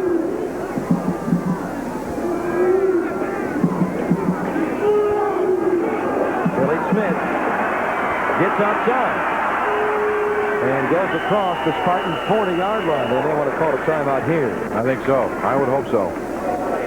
Apparently not. They'll stop it to move the chains, and Bender looks over. They have 3 full timeouts remaining. Yeah, they got plenty of time, 26 seconds. I'd like to see them take a timeout here and set up a good couple of plays that they could run. Clock rolling, 22 seconds to play in the half. Nice catch by Billy Smith, and he dives out of bounds at the 34-yard line. Not much of a gain, though. Only about a 6-yard pickup. Anthony Washington, the roverback, takes Smith out of bounds. They don't throw very often to Smith. Only 11 receptions coming in. And now they're down to 14 seconds. They're going to have to take a shot towards the end zone. I think so. They lost about 5 seconds by not calling the timeout. When that clock started again after the first down, they've got their timeouts. Go ahead and take them. Set up a couple of plays. Save every second. Well, they want to save them against this 46 defense in case of a blitz and a sack. But if they get sacked, it may just end it. Yeah, you don't want to play that way, thinking that way, or you will get in trouble. Ball is underthrown, trying for Bob Kench. Nice tackle, or pressure, I should say, by Lionel Mayo. And Mayo was in there. Bob Blyce came in there and put a lot of pressure on Jeff Bender. A bad pass low into the backside of his intended receiver, Ken Ely. There's Mayo. The 49ers scouts timed him at a 4.5740. One of the fastest linebackers in the country, they say. Again, 6 foot, 236 pounder. And there's Bender. He's got decent size, too. 6'2", 200. Bender's only a junior. He'll be back next year. 3rd down and 4, but more importantly, just 10 seconds to play.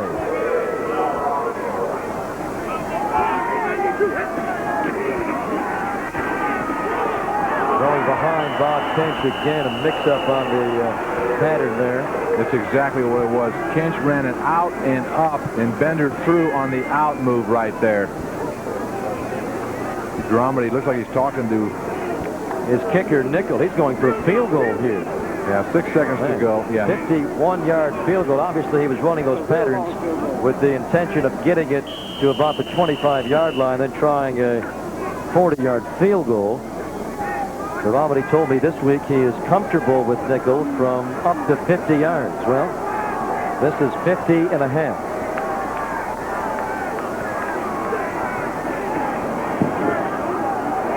And a good poke at it. And it is just missing. Nice effort by Dennis Nickel. And that will end the first half of play.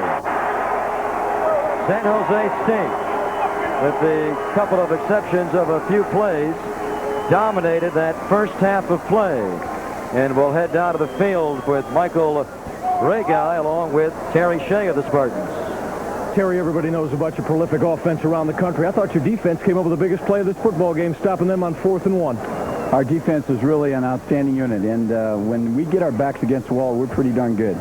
Terry, what about this offense? So Ralph seems to see and look over everything that he needs. Did you feel you could hit him with big plays in terms of what routes you're running? No, we really didn't feel like we were going into the game with big play concepts, but Ralph's getting good protection, which allows him to go to his second, third receivers, and so far that's been the key to our passing game. Terry Shea, thank you. Continue luck in the second half. Thank you. All right. Head coach Terry Shea is San Jose State Spartans on top of Central Michigan, 26-7. That's got to be a happy locker room, I think, with 30 minutes of football yet to come. Greg, Jack, let me set it back up to you two. All right, Michael. And Terry Shea said before the year, our goal is not to win the Big West. It is the offensive standpoint. Got to tighten it down from a defensive side, keep them off the board, get right back in this game. Ball control and possessing the ball, very important, obviously, to keep their offense off the football field. Exactly, but we've got to convert. We've got to get ourselves where we stay on a block, get the hold, make where we got to go in order to get our drives going and put those points up. Got to get them. Okay, Herb, thanks. Right, good luck in the second half. Herb Dramedy, the head coach of Central Michigan, the dean of coaches in the Mid-American Conference. Tremendous record, 24 years part of this program. Greg, Central's got a hole they got to climb out of. 19 points down. Let's see if they can do it. Oh, you're not kidding, Michael. It's going to be certainly a big task for Dramedy, but as you mentioned, he comes in with a glittering one-loss record. He comes in 94, 41, and 6. That is a 69% win total there. 8th best in NCAA football currently. They have gone 26 consecutive years without a losing season at Central Michigan. Their last losing year was before he even came on the staff in '67. It was 1964, Jack, and they were almost 500 that year. They were 4-5. Quietly, one of the most consistent programs in America. You know, the Mid-American Conference is a good, solid conference. Again, we talked about the lack of being flashy or the showmanship, but they're a good, solid football team. And again, they're influenced by the Big Ten, which for years, as we all know, has been a sock 'em, rock 'em, run it, play good, tough defense, and don't go to the pass. The passing game coming about in the Big Ten, relatively new in the last, 5 to 10 years. And, you know, the Mid-American Conference, they will follow in time. And this game really is like a miniature Rose Bowl a little bit. You have the MAC, which emulates the Big Ten, and you have the Big West that really patterns their offensive style to the Pac-10. Yeah, it's a good analogy, and you're exactly right. Again, we see it from both of these football teams. San Jose State with Martini leading their attack, and then the Chippewas of Central Michigan with Jeff Bender leading a balanced attack. Well, Terry Shea is now 30 minutes away from his goal. When he first met his football team, April 22nd, just named head coach, walked in, first thing he said, "Gentlemen, we are going to win the California Raisin Bowl this year. Anything less, we will not have success." 26-7 he leads to begin the third quarter. David Bowen kicking to 25, Darnell Rush, and 30, John Hood. This is Rush for the first time. And he's out where Hood has been getting almost all day to the 30-yard line. Darnell Rush, the backup tailback behind Billy Smith. Tackled again by Jeff Greeny. He's on every tackle on the special teams. Rush walks off. He had a quiet first half. Carried the ball just one time for 2 yards. Central Michigan rushed it 15 times for only 33 yards. But Bender was 4 of 9 for 89, including the only score, 55-yarder to Ken Ely.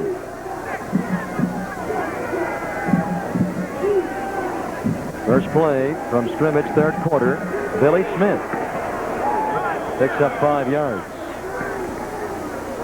Tackle made by Chris Clark, a junior linebacker from Long Beach. Started every game this year and made 53 tackles. Again, one of the linebackers, not particularly large, only 216, 17 pounds, but good lateral pursuit, good movement, and he'll stick you. Second down and 5.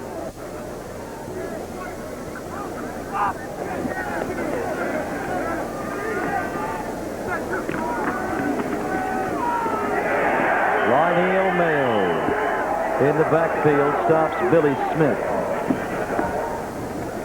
He's just so quick, Greg. There's no question. 236 pounds. He's only 6 foot tall, but again, great quickness, good movement, and nobody on the left side of that offensive line, Marty, Malcolm, or Paul Jacobson, or even the tight ends when they get over there, Eric Stockford, can stay with this guy. He's going to be coming almost every down. Last year, Lionel Mayo made the club as an invited walk-on. Led the team last year in sacks, 16.5. This year, playing in only 8 games, had 13.5. Heavy pressure there. Bender is leveled. And it was Hebert, Steve Hebert, leading tackler and defensive captain. Watch, Hebert comes right up the gut, and I'll tell you what, Bender knows that he sees him. He's trying to get rid of that ball. Nobody lays a hand on Steve Hebert. What an interesting story this guy is. A non-starter to start this season. Everett Lampkins went out with a knee problem, and he comes back in, and look what he's done. 1990, first team, all Big West. What a competitor. He's a great guy. And a Spartan high 80 tackles. We will see the punter once again, Dennis Nickel. 3 punts first half for an average of 30.3. Hesh Kolar is back to return. Nice move by Kolar.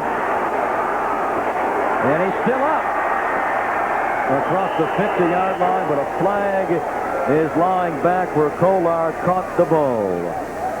There's going to be a clipping call against Mike Schlaba, 46, who's on this punt and return team.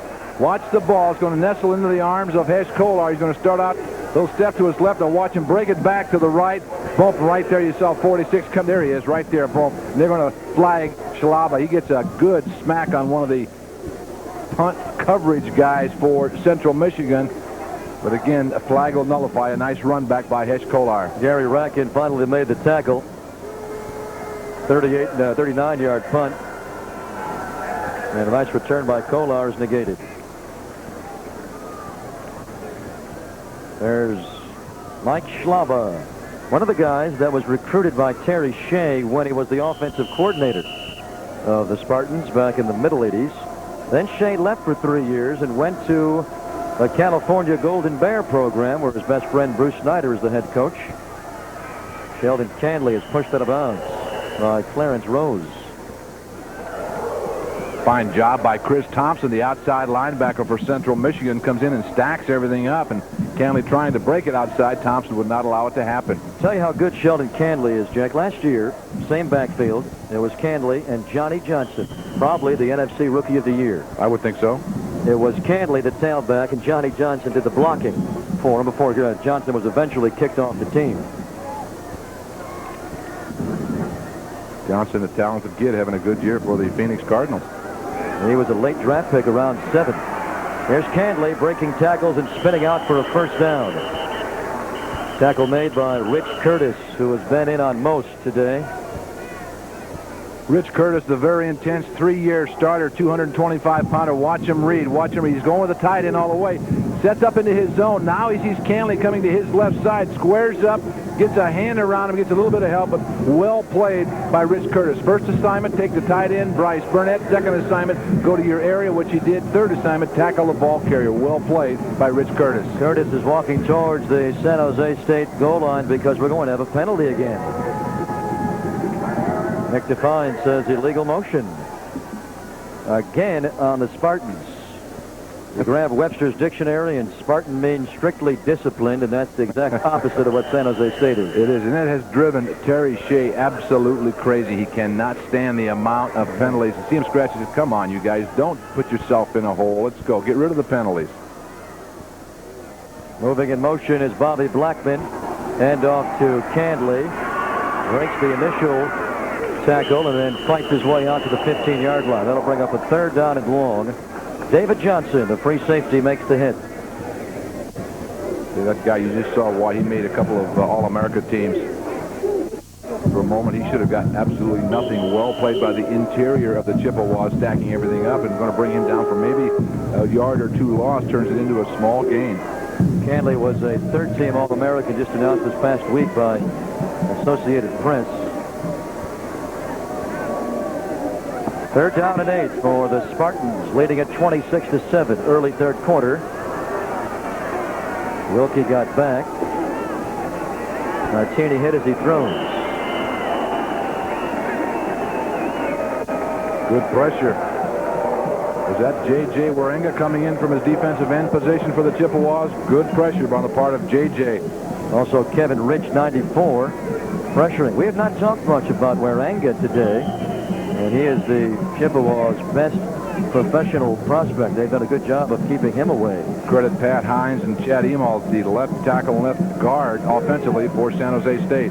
Negre's second punt of the day. His first one went 42 yards. Curtis Cotton back, going for a block.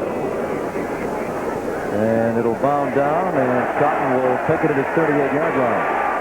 And go to his 38-yard line. Nice coverage by the Spartans. That was Charles Burnham, backup inside linebacker, getting down there following Negre's punt. Negre's junior began the year poorly, averaging 37 yards in punt, but the last 8 he was over 40 yards in punt. Curtis Cotton down to where Bender and the Chippewas will take it when we come back, down 26-7.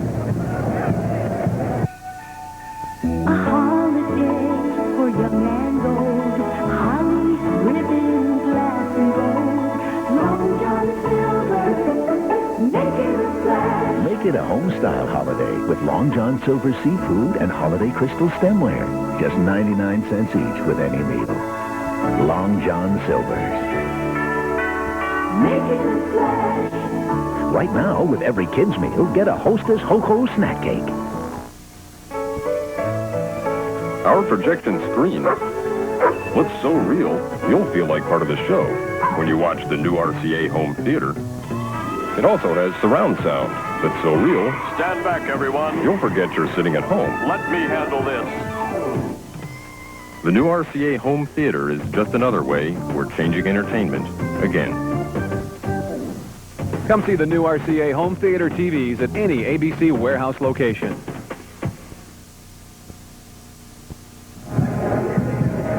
Only other time these two schools met was 1979. It was Gary Hogaboom and the Chippewas beating Ed Luther and the Spartans 34-32. That ball game was in San Jose, but that was a very good Central Michigan team. They went 10-0-1 that year to win the first of 2 in a row in the MAC. Came back in 1980 and won the championship also with a record of 9-2. Ed Luther played primarily with the San Diego Chargers. Little movement before the snap of the ball. Jumping offside is Bob Bleich, the noseman that was good for one of those games. How kind you are. You know, he's so anxious to get in there. Nick Define will penalize him 5 yards. Bleich, a good story. Back in the summertime in June, he was riding a motorcycle And he collided with a car.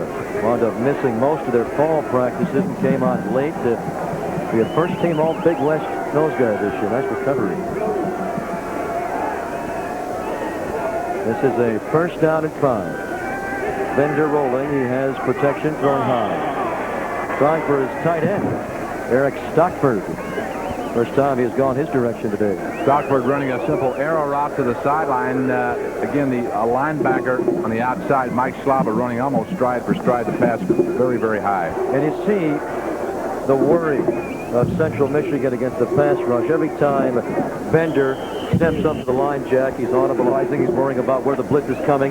He's always rolling out, having to try to get movement and just try and stay away from the heat. Well, the rollouts are designed. That is to avoid that backside rush. If you're going to get some rush, you want to roll away from it. Gives you a little bit more time to find your receiver and deliver the football. And that's Lionel Mayo, top of the screen, number 62. Bender on the quick pass. It is caught by Bob Kinch. Nice catch by Kinch. Very good coverage. Able to get 1 foot in there against the tight coverage of Paul Franklin. Excellent catch by Bob Kinch. Man-to-man by Paul Franklin in a bump and run. It's a long high pass that allows your receiver to follow all the way in. Good extension on the part of Bob Kinch. Makes the catch before being knocked out of bounds by Franklin. Nice, well done. 29 catches for 387 yards and a touchdown coming into this ball game. And the touchdown was against Toledo. The game they won 13-12 to win the MAC this year. Both they and Toledo wound up 7-1, but by that single point, it was Central Michigan winning the conference. Billy Smith on the pitch. Pounded out of bounds by Paul Franklin. Herb Duramety's team lost their first week, beaten at Kentucky in the opener 2017. Came back in the next 8 weeks, went 7-0-1. Only tie in that streak was at Akron.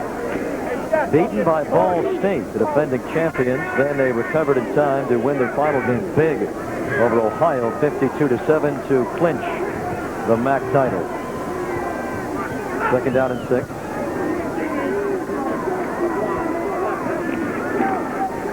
Lionel Mayo hits him hard. And makes him miss Brian Tice. Joe Canley, the fullback, tries to sneak over there and picks up Lionel Mayo, but just not quick enough. Mayo, again, so quick coming out of the block. 62, see, 46. Joe Canley trying to get shoulder and helmet on his hip to slow him down, but again, Bender had a little trouble getting rid of the ball because he knows it's coming. He knows he's going to get popped. He knows normally it's going to be that guy right there who comes in and puts pressure on him. And in the modern game of the NFL, there certainly is a role for a guy that can get to the quarterback as quickly as Lionel Mayo does. Absolutely, no question of it. They're down at 6, 11:09 to play, third quarter. Chippewas down 26-7. Here comes the heat. Picked up nicely. And Bender is able to hit his man Ely for a first down. Ely again able to slide inside of Paul Franklin. Excellent execution on the part of the quarterback. Now here's what you call the waggle, the short roll. He knows pressure's coming up the gut. He's rolling away from the pressure. Gets a good block by his guy out front, Joe Connolly. Watch him go to Ken Ely on a little square out pattern. The ball is right there as he beats number 4, Freddie Smith, and Paul Franklin. Well designed and well executed by both quarterback and receiver. 8-yard pickup there for Ely. Now with 4 receptions, 70 yards today. First and 10, out of the Spartan 29-yard line.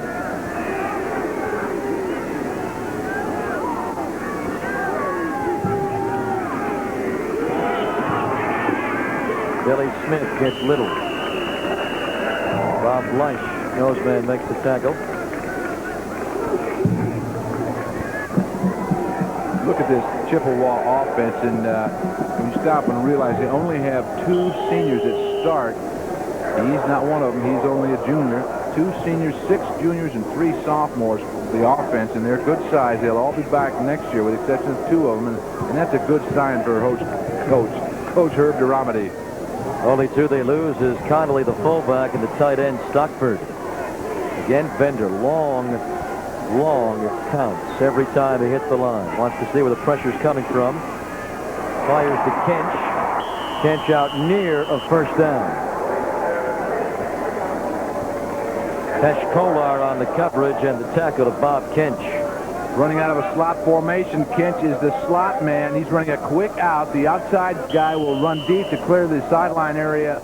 There it is. It's wide open. Hesh Kolar, who is the free safety, not normally used to covering in a man-to-man situation. The Chippewas take advantage of it. Nice catch by Bob Kinch. I think it's about his, what, third or fourth catch of the day. You're exactly right. It's his third. How many yards? Don't ask me the tough one.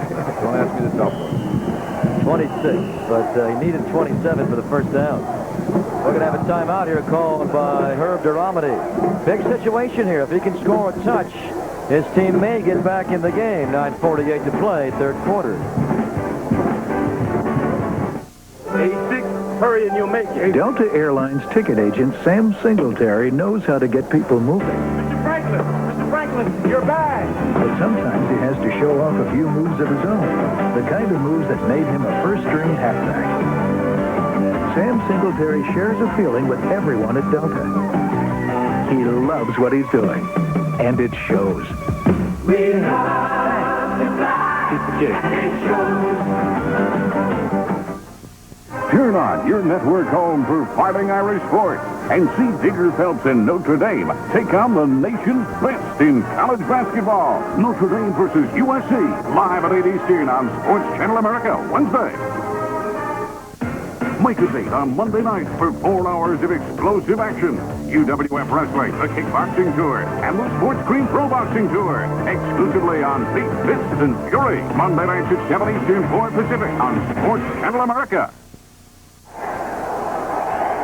Herb Duramity, following a timeout, makes the call here on 3rd down and 1. Big play. Team needs to get in here. They're at the Spartan 20-yard line, just short. They bring in another fullback, Tim Wojcik, number 32, go full house. Billy Smith spins for a first down. Anthony Washington, the rover back, makes the hit, but Billy Smith picks it up. The old version of the power I. You've got a fullback and a tailback, and then you bring in your extra guys. You look at Smith, 16 carries for 51 yards on the day, and the extra guy, Tim Wojcik, the last time they were in that formation in short yardage, they tried to go outside, were unsuccessful. This time they come back inside, pick up the first down. Billy, no relation to the former Islander goaltender, one of the dirtiest players in the NHL's history. 9:20 to play. A long count. Pitch to Billy Smith. Gets around Mayo, but not Anthony Washington. It's just good teamwork. Joe Canley trying to take Lionel Mayo out. What he does do is he forces Mayo back to the inside, and you're going to see it coming up. Now watch Mayo, 62. He doesn't make the tackle. See it at the top of the screen. He goes up underneath the block, and that's why he cannot make the tackle on Smith. But fortunately for him, Anthony Washington, the rover, reads it, responds, he's up in the tackle. So what they're trying to do there is get Lionel Mayo to over-pursue, which he is very capable of doing. That time he was able to get some help from Washington and drop him back a yard. Bender for Ken Ealer. Another mix-up in the pass route. Seeley was breaking towards the end zone, and the ball went out at about the 8-yard line.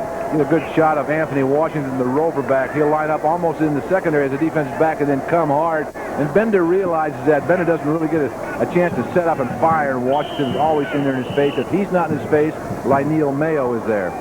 Washington is second to Mayo in sacks, coming into the game with 9. Spartans very stingy in these third down situations. This is a big one. 3rd down and 11 from the Spartan 18-yard line. Here comes the heat. It is caught, but it is short. Bob Kinch tackled by Eddie Thomas at the 10-yard line, bringing up a 4th down and 2. And it looks like they'll go for it. A nice catch by Kinch. The only problem is he's about 2 yards short. The wide receiver's got to know how far he must travel before he comes back to meet the football. Kinch does not do that. You would think that a guy with his ability mentally would know exactly where to go. No, they don't go for it. They're going to try a field goal here. At least they're lining up for one. Dennis Nichols. Nicholas Moore game. Missed one earlier from 51 yards. Makes one there. 7 yards. So they score, but they're still down 16 points with 7:42 to play, third quarter. Got to do the work. If you want to get here, Work, work, work. or here,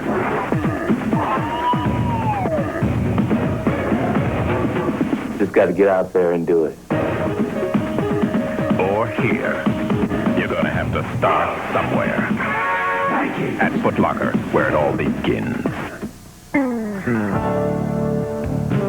A different kind of place. Guy Holleran's A Squared Restaurant and Bar. Great food and drink in a fun, casual, sports-filled atmosphere. Featuring rotisserie chicken and ribs, hearth bread pizza, sizzling fajitas, plus all your favorite beverages served frosted and cold.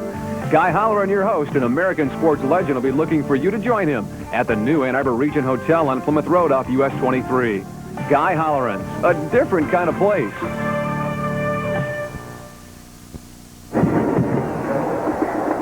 Greg Papa, Jack Snow, and Michael Regas back with you in Fresno, where the Spartans give up 3 points on the short field goal there by Dennis Nickel, but maintained comfortably ahead 26-10.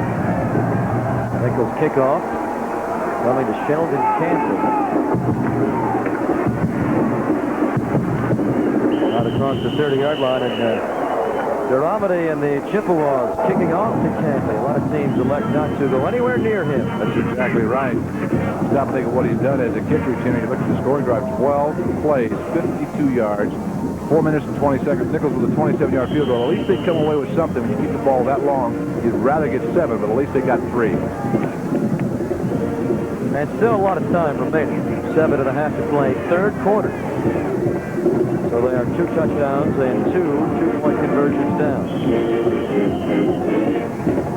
The big man now in the game is Sheldon Canley. Rich Curtis tackles him there. Canley will try and run this one out. In Philadelphia, they played again. Army-Navy, and it is a victory for Army.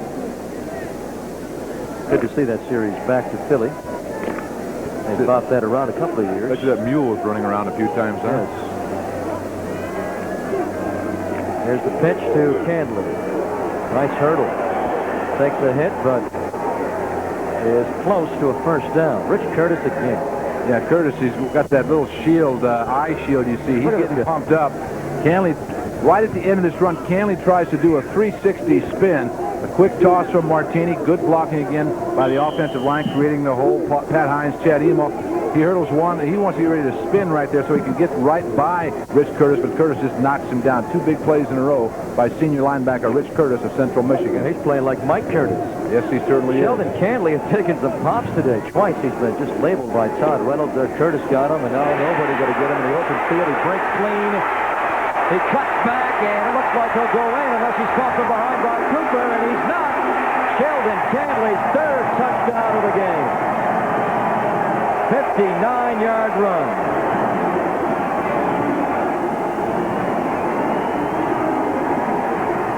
The key right here is Rich Curtis. We just talked about him. Watch 38. See him right side. He gets blocked by Anthony Gallegos. That creates a hole. The rest is history. An excellent job getting away from David Johnson. Cuts back, reads his outside receiver. Gary Charlton nicely. Now it's a foot race. James Cooper does not have the speed to run down Canley. Charlton made the last block. They're able to just screen Ken Strong. Watch it now. Watch him. See him set up. See him use his outside receiver, Charlton. Cuts back against him. Charlton doesn't have to really knock him down. He does a fine job. Takes Ken Strong right off his feet. Cooper is in hot pursuit, but again, the angle. They're going for 2 here. Martini lobbing in the end zone. It is caught, and it's in there.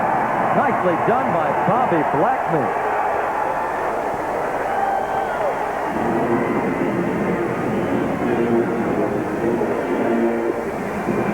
Bob Bobby Blackman's going to come from the far side, left to right, all the way across the back line of the end zone. Martini gets a good block and does not allow Mike Kyler to come in and sack him. Lays the ball in a perfect position, allowing Blackman, who had beaten Ken Strong, to run to the ball. Well played. Great catch by number 80, Bobby Blackman. Well, that was very close. Only needed to get 1 foot down. It was tough spacing there for Bobby Blackman, the slot receiver. Honorable mention, all Big West wide receiver this year with the touchdown grab, his 7th of the year. And now it is 34-10. So the 2-point conversion keeps them up. 3 touchdowns and 3 2-point conversions. Sheldon Canley, his 3rd touchdown of the ball game. That gives him now in his career 35. Took a long time, too. 1:29 seconds to cover that 68 yards.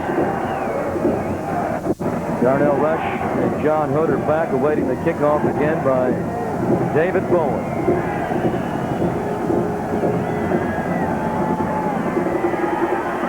Darnell Rush. Tremendous play there by number 50, Grant Schoenenberg. He didn't make the tackle, but he was able to knock that blocker back and move Rush off a little bit. And then he got very early help. Nice kick coverage. Here's a look at Canley. Got to be a little bit tired right about now. 77 yards at halftime, and he's, what, about 130 or so, 150 yards so far. How you doing, youngster? Yeah, you're number 1. You're getting closer, no question of that.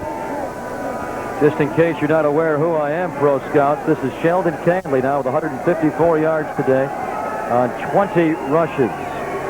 3 touchdowns, 2 big ones, a 22-yarder and that 59-yarder. They know who he is, Greg. Believe me, they'll know who number 20 is. Yeah, that's right.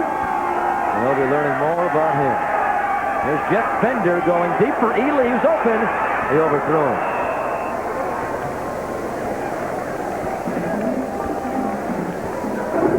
Kolar a little slow in getting back inside. Again, Bender facing or feeling some pressure, lays it out nicely, but a little too far for Ken Ely. He beat Eddie Thomas, and Kolar slid over. It was zone coverage on the far side. When that happens, that inside safety, Kolar's really got to get over in a hurry. Otherwise, it makes your cornerback look like he's the guy that made the group. They bring in a 3rd wide receiver here. Ely, Tyson, Kinch. Take out the tight end. Always keeping Canley, the fullback, in the block. Now a little draw for Darnell Rush. Rush is spilled down by Paul Franklin. Did a good move on Mike Powers, the defensive end for San Jose State, but he just couldn't get by Paul Franklin.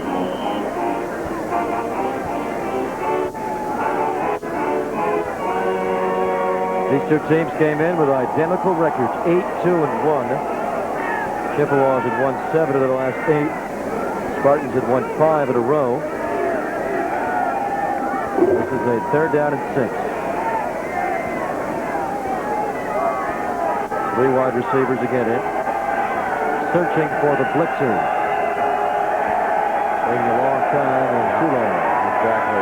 Finally got caught. That's happened. I'm surprised that we had before. Exactly. I think there were 3 or 4 occasions that looked as if it was going to be a little bit too long.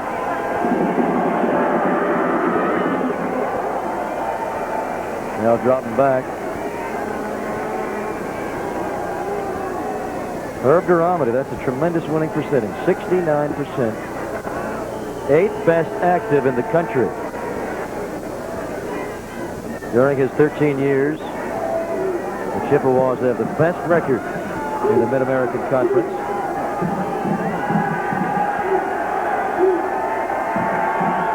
Now 3rd down and 11. They've got Ely isolated down here, but it looks like San Jose State may be going into his zone. Watch Lionel Mayo, 62, right up the middle. Got him from behind. Is that Mayo or Burnham? There was Mayo. Lionel Mayo came in between the 2 blockers. A whole lot of them came in on that last play. Ely's running a little turn-in route. Bender again rolling on the waggle. Here comes 62, Lionel Mayo. 48 was there. That's Steve Heber. He goes up in the air to partially deflect that football. Again, good pass rush on the part of San Jose State. Looks like Lawrence Taylor or Bruce Smith in the NFL. He just gets wide, stands up, and just comes home. Again, we'll see Dennis Nickel into punt as Kolar is waiting from his 44-yard line. Flag goes down. Kolar steps out at the 49-yard line. Shoved it around by Richard Barker. Nick Define, our referee today.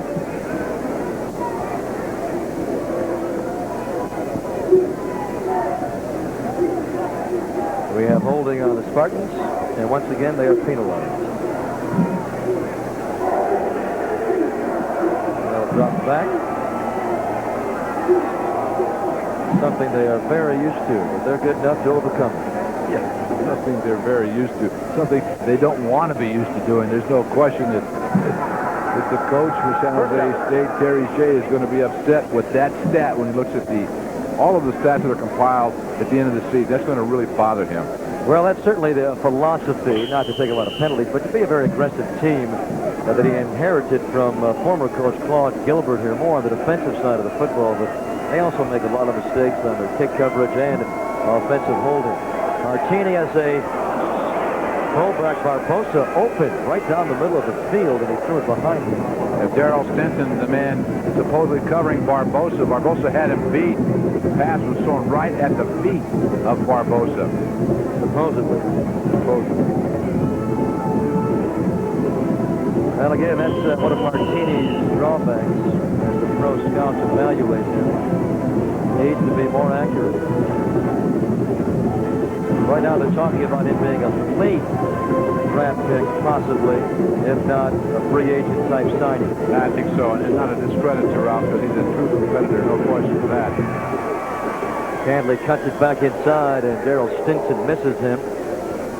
Chris Scheffler makes the tackle, back up middle guard.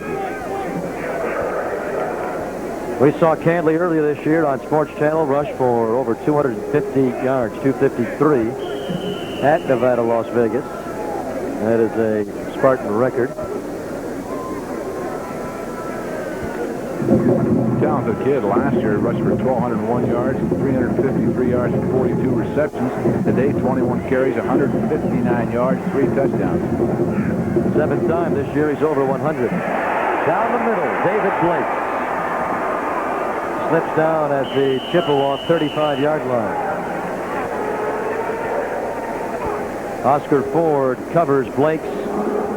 Not until it's a big play. Blake finds the hole in the zone, settles in there. Martini stays with him all the way, coming across the middle, lays it in there. See 37, a little bit of frustration right there by Todd Reynolds as he slips and goes down. Blake says, well, I'm going to put the brakes on. Well, I'm going to go out of bounds now. I'm just going to turn around and go down in a hurry before Oscar Ford comes in there and pancakes him. Terry Shea does not have a Mervyn Fernandez type wide receiver. Fernandez is a graduate of San Jose State, but he has 5 equally good people. Here's Barbosa's fullback. I believe he stepped out of bounds there. The officials caught this one, didn't they? 18-yard line. Yeah, they got, you can see it. Look at that. You can't help but know that he went out of bounds. It's easy to pick up where he went out. They got to replace that divot, Maceo. That's right. Again, somebody in the secondary of Central Michigan blows their assignment because you watch what happens when Barbosa comes into the flat.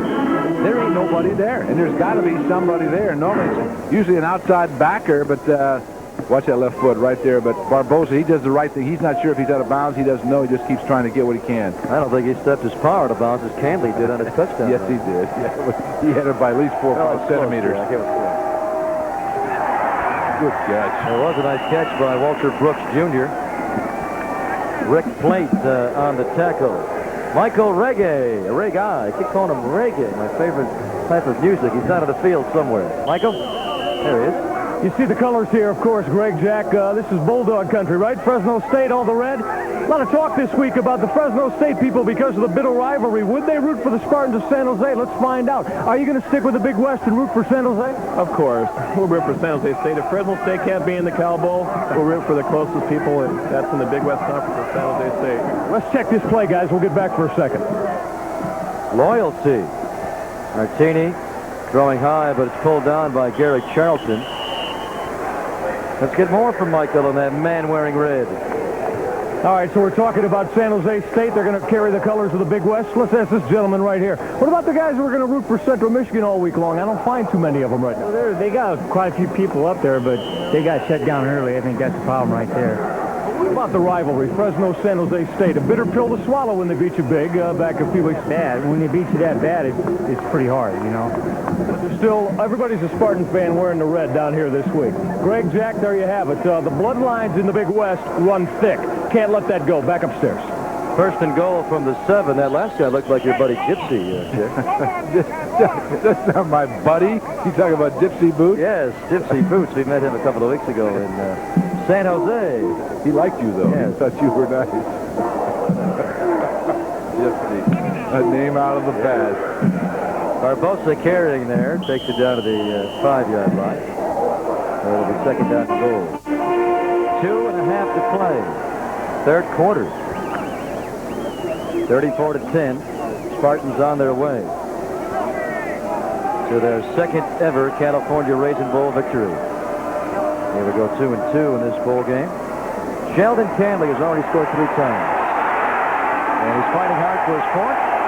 He locked it. And it's at 1 there. They're calling it a touchdown. Wow. Touchdown for Canley. Let's watch this again and see if he's able to place the ball over the goal line. Remember now, all that has to happen is the ball must cross the plane of the goal line. Dramedy not quite sure if that happened, but you be the judge.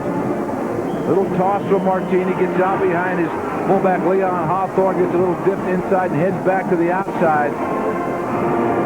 Tough to tell. We're being blocked there by Kevin Rich. Yeah, Rich blocks us out, but I'll tell you, from this angle, it did not look as if he had crossed that zone. That ball had crossed the zone. Well, 2 questionable touchdowns for Canley today. David Bowen drives home another PAT. Canley now with 4 touchdowns. But does number 4 actually go across the goal line? Let's see if we can pick it up from this angle. He's following Hawthorne. Watch him set up. Little drop inside, now bounces to the outside before David Johnson comes over. He's close. He's about 1.5 yards, 2 yards away. Can't tell. It's awful close, awful close. If he extended that ball with his hands, I can understand the official calling it a touchdown. If not, I can't understand him calling it a touchdown. Canley now with 164 yards today. San Jose State has 41 points. Sheldon Canley, in the history of the NCAA, is the only player throughout his career to average over 200 yards all-purpose. Look at some of those names. Yeah, there's some heavyweights in there. O.J. Simpson at USC, 192.9. Ed Marinero from Cornell, former Minnesota Viking. Herschel Walker, Heisman Trophy winner out of Georgia, 174.2. And Louis Giamona out of Utah State, right here at Big West, 173.4. Ed Marinero, he also played football. I didn't even know that, yeah? He only started on Hill Street Blues. Yes. Here's John Hood. Again, out across the 30-yard line. He hits the 35. The 2:04 to play. Canley. His 4th score from 5 yards away. Caps off a 62-yard drive. Spartans have scored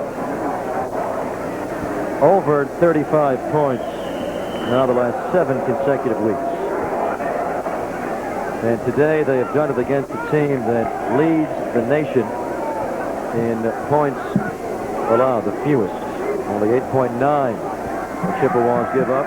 Coming in today, they are tagged for 41, and we're not even done with the third quarter yet. Billy Smith fighting hard for every yard. Tackled by Lionel Mayo. Mayo looking so good today again.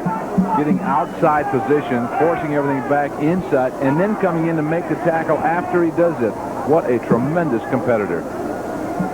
Scouts have no worry about him physically. They are a bit concerned about him off the field. He had some problems this year. Arrested on a charge of domestic violence. And whenever that kind of thing happens, the scouts immediately back off a little bit and check into him. that mean that the Denver Broncos perchance may pick him up? Or maybe the Vikings. Canley. The room of Gerald Perry. The ball is light there by Bender of the Broncos. And Bender paid the price. I do not envy him. In the fourth quarter, he's going to get tagged. He's already been tagged all day, but now they know he must throw. And Bob Blanche got him there.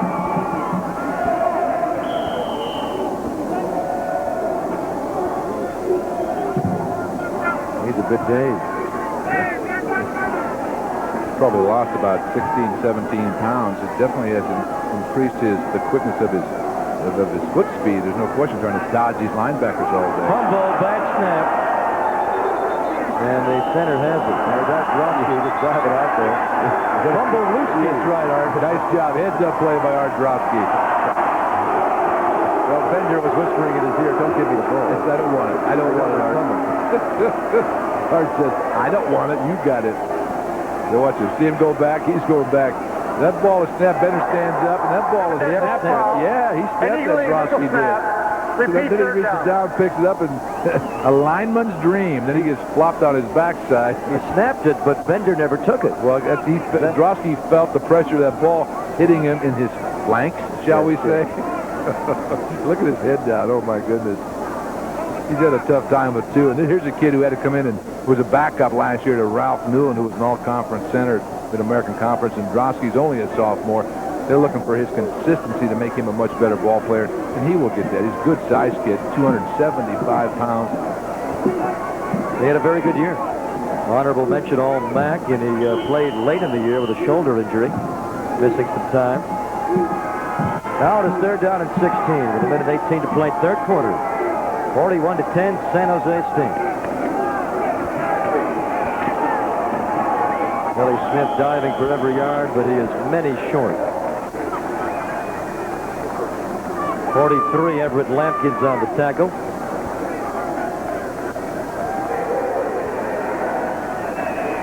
Happy, isn't she? Maybe a little tired. Of course, when you get 41 points and still in the third quarter, that's a lot of cheering to do, isn't it? Well, it's been a long week. They all came down early here from San Jose. They traveled about 3 hours away. Fresno, here's a shank. Kolar will take it anyway, and he is driven down immediately by Rick Plink. And they're shoving him back, saying it's a fumble. Ken Strong is, but looks like the Spartans will maintain possession. 34 seconds to play, third quarter. Hesh Kolar certainly is a professional prospect, a junior from right in San Jose. Last couple of years, he played the rover back as a starter. This year, asked to move over to free safety. Really responded with a big year. Look at San Jose State up and down the roster. They're looking in pretty good shape. Kolar comes back. He's only a junior. Anthony Washington, the rover, he is back. They lose this guy, though, Martini. That'll be a big loss for San Jose State. Leading by 31, Martini throws downfield. It is not there. Maceo Barbosa. Broken up by Gino Marchetti. His uncle would be proud of this hit. Yeah, he would, but it looks for a moment like Barbosa had a chance to make the catch. Martini dropping back, staying with Barbosa all the way. Nice, tight spiral. Does Barbosa get his hands on the football? It's right there. He should make that catch, and he doesn't. Gino Marchetti there to make sure he doesn't catch it a second time, but that is a very catchable ball, and Maceo knows he should have made that. 24 of 34 for 352 yards for Ralph Martini. Sixth time, actually, his pass for better than 300 yards. Little play pass here. Nice catch. Walter Brooks Jr. fumbles the ball. And then Gallegos got back on it. Anthony Gallegos. Right guard dove back on the ball. Well, this is something that you try to teach your receivers. Make sure that you have that ball well tucked away before you decide to run with it. A little play action inside to Canley, gets the ball out there to his wide receiver, makes a nice catch, Walter Brooks Jr. He stops, whoop. Well, I'll tell you what, now he can't do anything about it before Anthony Gallegos comes in and falls. He gets a little help there, but a big, good play by Gallegos. Gino Marchetti causing the fumble. That ends the third quarter. Now 41-10, the Spartans on their way to a bowl win. Not long ago, one of the first Lumina sedans was bought by a family of 5. They said they liked the gas mileage, all the room it had, and they liked the price. Since then, the Lumina sedan has quickly become the best-selling new car name in America. Apparently, a lot of people are winning with it. The heartbeat of America, that's today's Chevrolet. Now it's easy to win the heartbeat. I'm Bob Knoll. My official title is Head of Auto Testing for Consumer Reports magazine, but I really work for you. And there are over 200 people who work for you at Consumer Reports. We test and report on everything from toothpaste to TVs. Right now is a good time to try Consumer Reports because you can get a free trial issue with no strings attached. Here are the details. Call now for your free trial issue of Consumer Reports, the magazine that gives you all the pros and cons of a product, including price. Call now for your free trial issue, then decide. When the bill arrives, pay it and get 11 more issues, 12 in all, including the annual buying guide issue, for just $20. Or write cancel on the bill and owe nothing. And with your paid subscription, you'll get 2 free books, our 1991 buying guide issue and the updated New Medicine Show. So put Consumer Reports to work for you. Call now. Call now for Consumer Reports. Call 1-800-637-6300. 1-800-637-6300.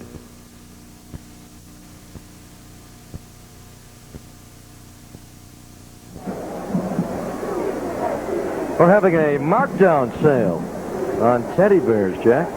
Look at that price you can get one for. Do some shopping early. 10 minutes, we're going to be able to get this out of $8. As soon as the gun goes in the game, we'll get down there and pick up a pie for 25. Fourth quarter just started. Always looking for the bargain, aren't you? Yes. 41-10, Spartans with the ball and a 31-point lead. Martini going for more. Oh, look at that catch! Sensational by Byron Jackson. He went up and just took the ball away, beating David Johnson. Johnson made the tackle.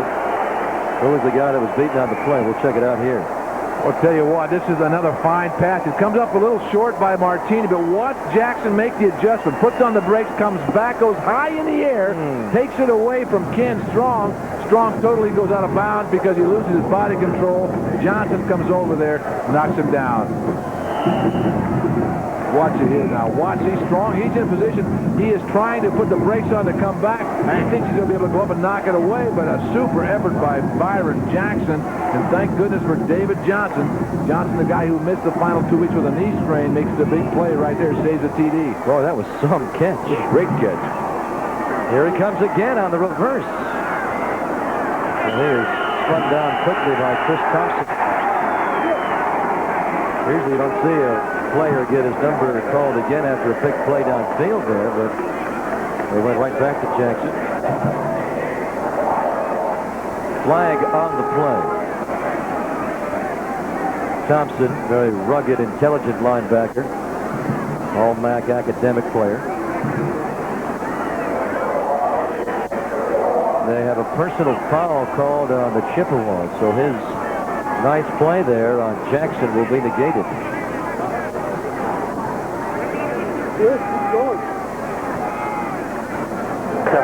Got a dead ball, personal foul on the defense, automatic first down. Here comes the handoff to Jackson. He's going on the receiver, wide receiver reverse, 42. Chris Thompson brings him down. And then, wow, I'll tell you what, Scott Lamphere comes in a little late with a spear job. You don't want to do that when that guy is down on the ground, not in front of the official. A little frustration on that last one. He really kind of missed him, though. Yeah, he got a little pop in there, though. He got a little pop, a little stick. They marked the ball down to the 13-yard line. They want to take 3 seconds off the game clock. Good idea. Nick Define. I like that call. Been watching too much NFL, hadn't they? Take 3 seconds off the game clock. Here's my man right there, Rich Curtis. What a great game he did. He would not care what the score is. No, he's going to play. He probably doesn't know what the score is. All he knows is his job to grab that guy that's in a white shirt and bring him down.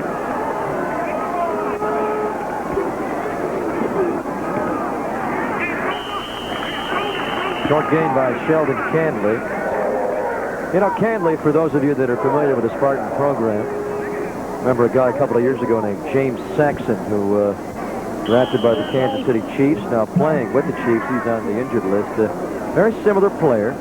Guy that is multi-dimensional, good runner, shifty, elusive guy, good pass receiver. Also has the kickoff return element to his game. There he is again, dump out. Trying to get inside. He is close but short on the first down pickup. It'll bring up third and short. Let's check out the numbers through three quarters. Look at that. 531 total yards. Well, that's only 60 yards more than San Jose State has been averaging all year long. They averaged 465 coming into the game. So, yeah, they're a little bit ahead. There's no question of that. But look at the rushing yards, 174 for San Jose State. Remember now, Central Michigan has only been allowing about 99 yards per game coming into this one. Third down and 2. Bobby Blackman will be in motion.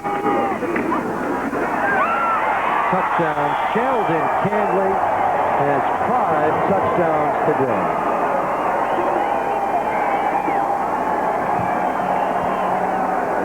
Again, this play design, watch the man in motion, and what happens is Canley winds up getting lost. A little play action fake to your fullback. Now, who's ever responsible for Sheldon Canley cannot find him. There he is. He's just wide open. Excellent design play and well executed between quarterback and receiver. You watch a little, there's your fullback to hold the backers, make them take a step up. There's Canley all by his lonesome for his 5th TD of the day. David Bowen knows what to do here. Out of the hold of Mike Jordan. Here they see Mike Jordan, the backup quarterback. Spartans have plenty of points. Martini and have thrown 48 on the board. In his first bowl game, Martini is having some afternoon. If your Visa or MasterCard doesn't look like this, you have the wrong one. Qualified checking account customers at Isabella Bank and Trust receive Visa or MasterCard with no annual fee. Stop in at any Isabella Bank and Trust office and apply for yours. A different kind of place. Guy Holleran's A Squared Restaurant and Bar. Great food and drink in a fun, casual, sport-filled atmosphere. Featuring rotisserie chicken and ribs, hearth-bread pizza, sizzling fajitas, plus all your favorite beverages served frosted and cold. Guy Holleran, your host, an American sports legend, will be looking for you to join him at the new Ann Arbor Region Hotel on Plymouth Road off US 23. Guy Holleran's, a different kind of place. Qualified checking account customers at Isabella Bank and Trust receive Visa or MasterCard with no annual fee and at very competitive interest rates. Worldwide credit is available to you from your hometown bank, Isabella Bank and Trust. Jack, and you're wondering which team he coaches. Yeah. From 48 to 10. Still thinking. Putting the heat on, continuing into this fourth quarter. He said this week, my team has given me the greatest 6 months of my coaching career. This is his first ever head coaching job on any level, and he's going to take him to a bowl title. Bowen kicking off for John Hood. This guy is running well. Yeah, he looks good, doesn't he? Good speed, good quickness. He took that ball and right up to shoot through the wedge. Excellent speed, 6'2", 200-pound senior. And this is a guy who's had 2 knee operations. Yes. Real serious ones. Yeah. Coaches are amazed that he can even come back and play this season. You know, he came back in less than 6 months from major knee surgery. Then, first game, he pulls a groin, misses 2 weeks. Wow. Then he comes back after that, first week, breaks his nose. Poor guy. Here's Billy Smith. And there are a lot of scouts here hoping to get a look at John Hood today. They think he possibly could be a pro. And speaking of John Hood, we have his father down alongside Michael Regai. One of the top courage stories in college football wears number 30 for Central Michigan. John Hood had just returned that kickoff. I'm standing with John Hood Sr. John Hood with 2 major reconstructive knee surgeries after being All-MAC, Mr. Hood, in 1987. What's your son gone through to try to get himself back to play football? Well, he's gone through a lot of pain and a lot of suffering, but he's also had a lot of determination, and that determination has brought him back today where he can play. And he's very proud to be here today. All right, we just got a touchdown put on the board, Mr. Hood. Let's go back upstairs for just a second. Greg, we'll be right back with John Hood. All right, Jeff Bender just threw a touchdown pass to Ken Ely, who was wide open, Jack. I'll tell you what, Ely doing a fine job of, again, a zone coverage on the part of San Jose State. Bender back there holds it out to his fullback Billy Smith to watch him lay the ball out. It's a nice read. He knows he's going to take a pop. He stays in there all the way. Excellent job by Bender because he knows that the hit is on its way. And a super job by Ken Ely catching his second touchdown of the day, a long one, about 52 yards, I think. Another one for Ken Ely. He now has 4 catches, 118 yards. That was a 48-yard pass TD there. So Bender taking out some frustration late.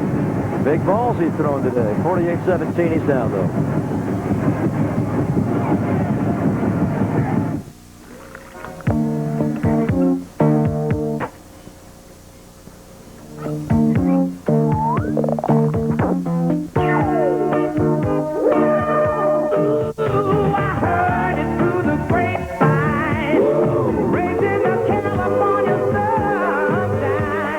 California raisins from the California vineyard.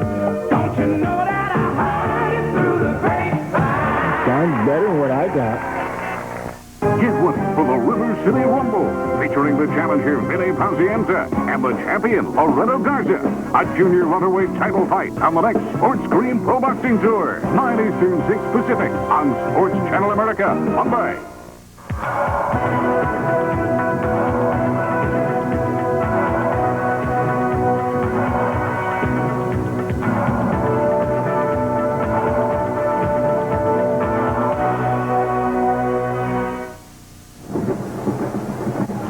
Both Chippewa touchdowns go big yards. Bender to Ely. Here's the second one. Again, a great job by Bender. Realize now he's been popped and pressured all afternoon long. He knows it's coming. He can feel it. He can sense it. But he stays in there, lays it out right between the free safety and the cornerback.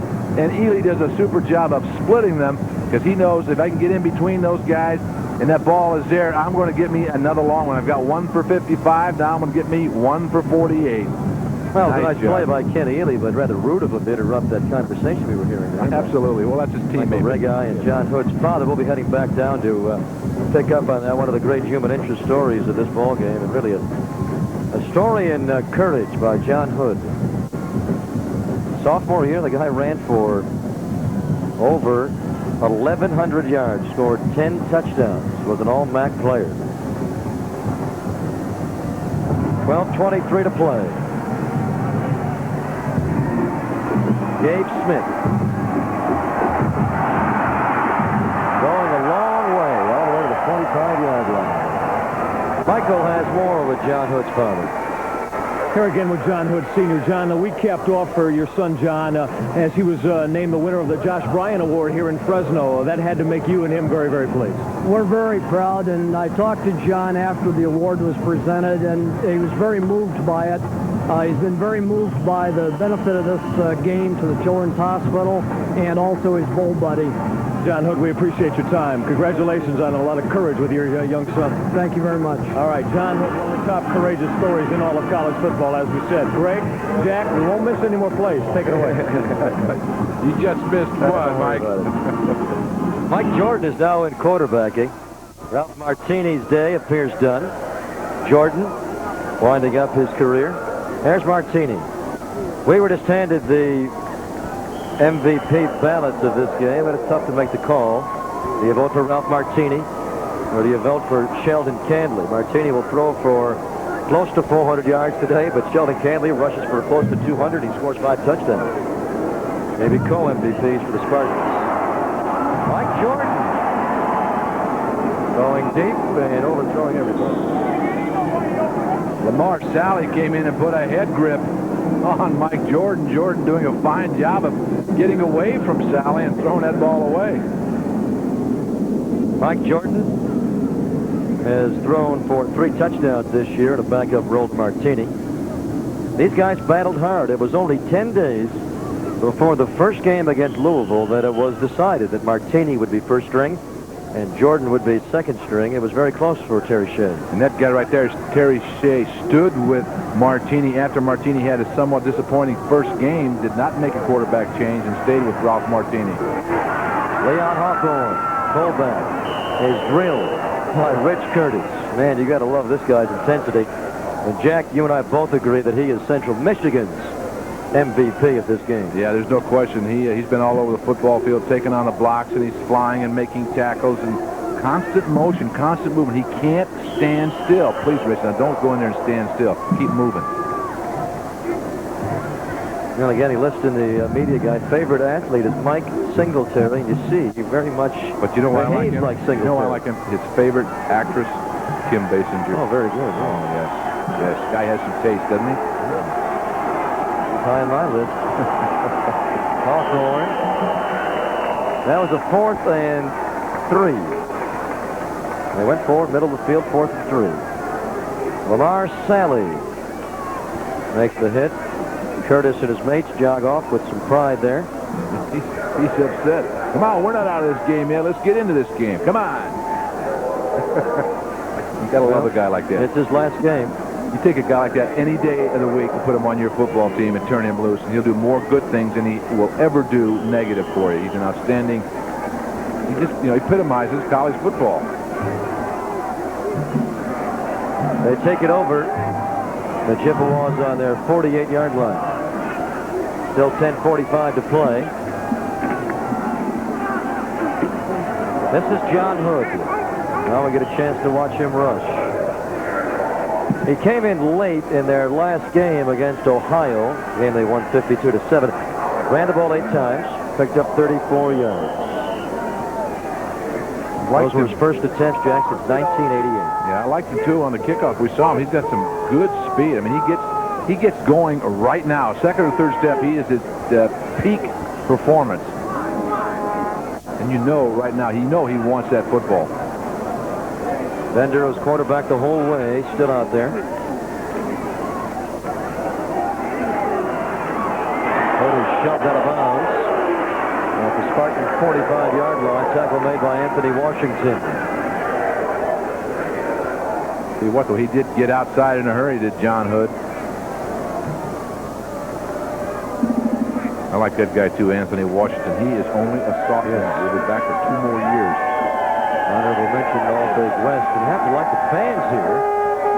They're the people that made the trip from Mount Pleasant, Michigan, the home of the Chippewas. They had about 1,500 come across the country. I got to the stadium about 9 o'clock this morning, and they already had those barbecues going. Of course, they're on their time, which is noon, so they're ready for lunch. Raheel May.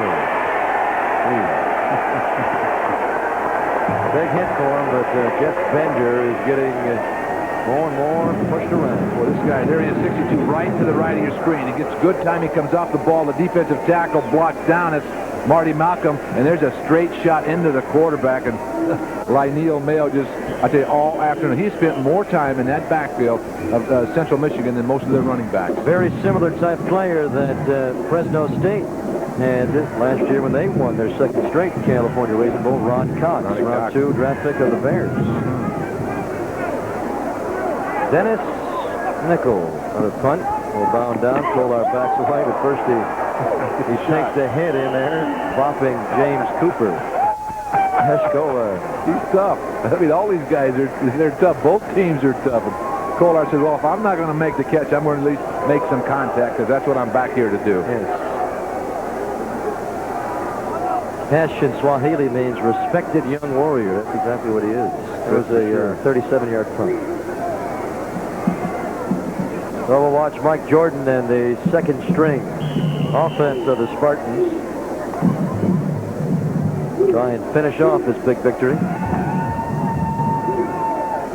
Now, don't you think that those guys that are in that unit right now want to push that ball up the field and get themselves a touchdown? Maceo Barbosa But of the few times they've been asked to carry the ball from scrimmage, he's been used quite a bit as a receiver on the backfield. Picks up good yardage. David Johnson makes the tackle. Barbosa gained 9 there. Mike Jordan was in there, came in against Fresno State. And Terry Shea, the coach of San Jose State, wanted him to have some playing time. And Jordan did a good job on the season. 48% of his passes he has completed for 190 yards and 3 touches. Barbosa has the first down, tackled by Rich Curtis and David Johnson. Now again, Sheldon Canley graduates. He's gone. Barbosa is a junior, listed as a fullback, but really at 5'10", 202, he could very easily wind up as their tailback next year. Yeah, there's no question that Blair Zur, who we have not seen today, he is a junior also. Leon Hawthorne, who started at the fullback spot, is a junior, 5'11", 215-pounder. So could we see Maceo Barbosa as a tailback next year? I think we'll probably see Barbosa and Hawthorne. I would think so. They've got a guy I want to see him get in the ballgame. Remember Chip Parker? Oh, yeah. Martini into coverage. Trouble there. Could have been picked off by James Cooper. That's not Martini. He's already out of the game. Mike Jordan on the pass. Cooper got one of Martini's earlier in the game. That'll bring up the second down at 10. Now we saw Vargas on our Big West Game of the Week here on Sports Channel go for 85-yard touchdown run against New Mexico State. Little guy. 5'7", 155. I wonder if they'll get him in the ballgame. You got to see this kid run. He can turn the corner. He's like a little rocket going out of there.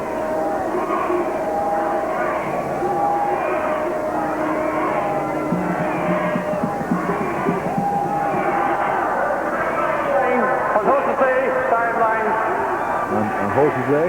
What is it? A sideline warning on Jose? Is Jose Canseco here something? Come on, Nick. It's San Jose. Oh, what the heck. A sideline warning. What are they doing here?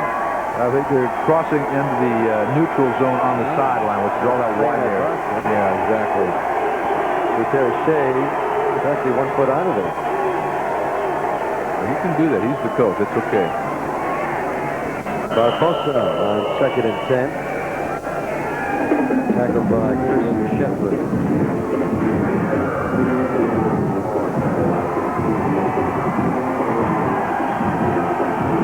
They're shuffling in players.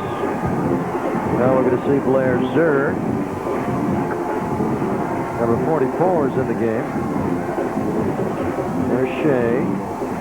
Behind him, Martini. Terry Shea, only 44 years of age, one of the great young offensive minds in college football. 3rd and 9. Oh, nice catch by Walter Brooks Jr. Coverage by Oscar Ford. Very close for a first down. Michael Rega is down on the field with a very beautiful young lady. Who's she, Michael? Well, gentlemen, this is a beautiful young lady to my right, Deanne Lewis. She is the queen of this 10th California Raisin Bowl. Deanne, a very exciting week, obviously, for you and your court here behind you.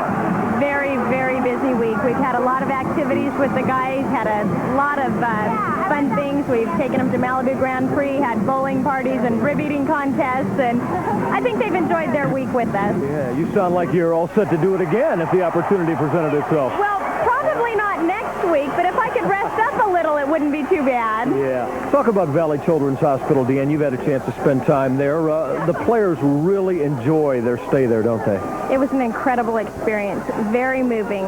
The kids there felt so important that the guys really took the time to come and visit them and hear their stories. Some of the kids really wanted to tell the players what was the matter with them and what was going on in their lives, and some of them just wanted them to hold their hands. Yeah. And they had a really good afternoon. They played on the swings and they toured the hospital and did a lot of neat things. Well, a tremendous week indeed, and you've made a lovely queen for this 1990 California Raisin Bowl. Thank you very much. Thank you. All right. Deanne Lewis, gentlemen, back upstairs to you. Very well spoken, queen. Nicely done. 4th and 1, they sneak it. And they pick up the first down. Michael likes that kind of duty, doesn't he? Yeah, I'm up here with you, Jack, and he's down there getting words of wisdom from Deanne. He doesn't know one thing she said. He was just looking into those eyes. Well, I haven't caught much of what you've said today either, Jim. Look at that, 26-12 on first downs. They've been handed the game most valuable players as Blackman goes for a couple.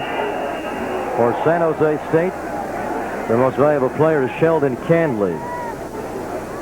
5 touchdowns. I think he's deserving. Yeah, no question of that. And for Central Michigan, not our man Rich Curtis. They give it to the man that has scored both their touchdowns today, Ken Ely. We have another penalty against the Spartans. Nick Define and his crew, they've been valuable. They've been working all day. There's Canley. 5 more touchdowns. Now has 37 now his career, and he's on his way to the National Football League. They say he could go as high as round 4.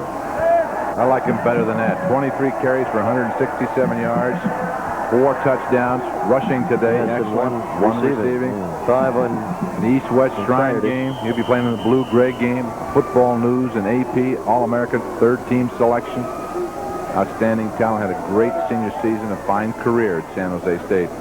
Blue-Gray game will come up on Christmas Day from Montgomery, Alabama. That'll be one of the first of many tests for him.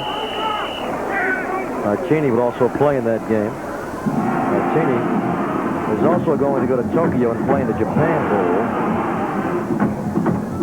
And then they'll all meet, all of the prospects at the NFL Combines. And more, Jack, it is the Combines that determine where these guys are drafted. Yeah, they all get together. It's a combined effort of all the National Football League teams to run through a set of drills and agility drills and things of that nature to get speeds, and they lift some weights to see how big they are, how strong they are. They take their body weight, body fat, all that, those types of things.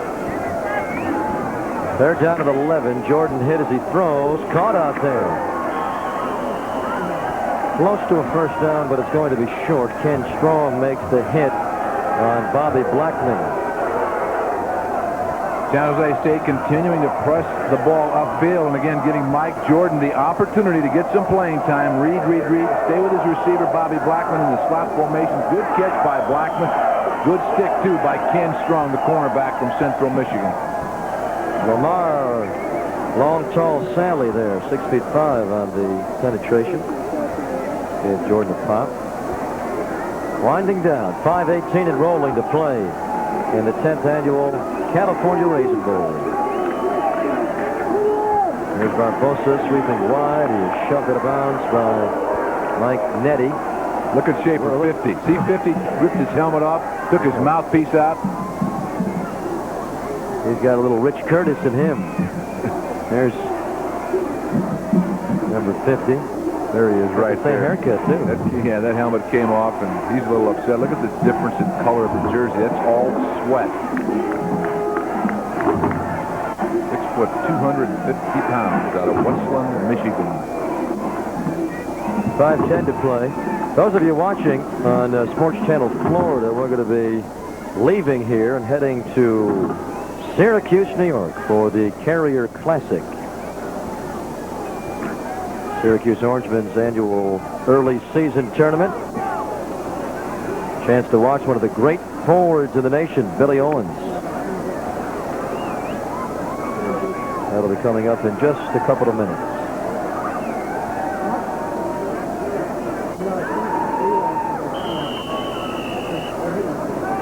Syracuse, that for some reason holds a soft spot in your heart, does it not? I've been there a few times. Great city. Central New York. And now here we are in Central California. Still Jeff Bender quarterbacking, throwing. Caught. Ken Ely continues his strong game. Most valuable player in this game is Ken Ely. Tackled there by Charles Thomas. Ely now with 5 catches for 135 yards. Good quickness from this kid.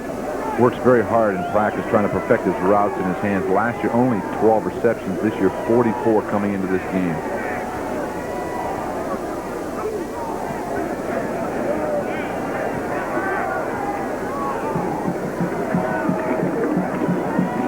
Billy Smith on the the 1st and 10, picks up a couple.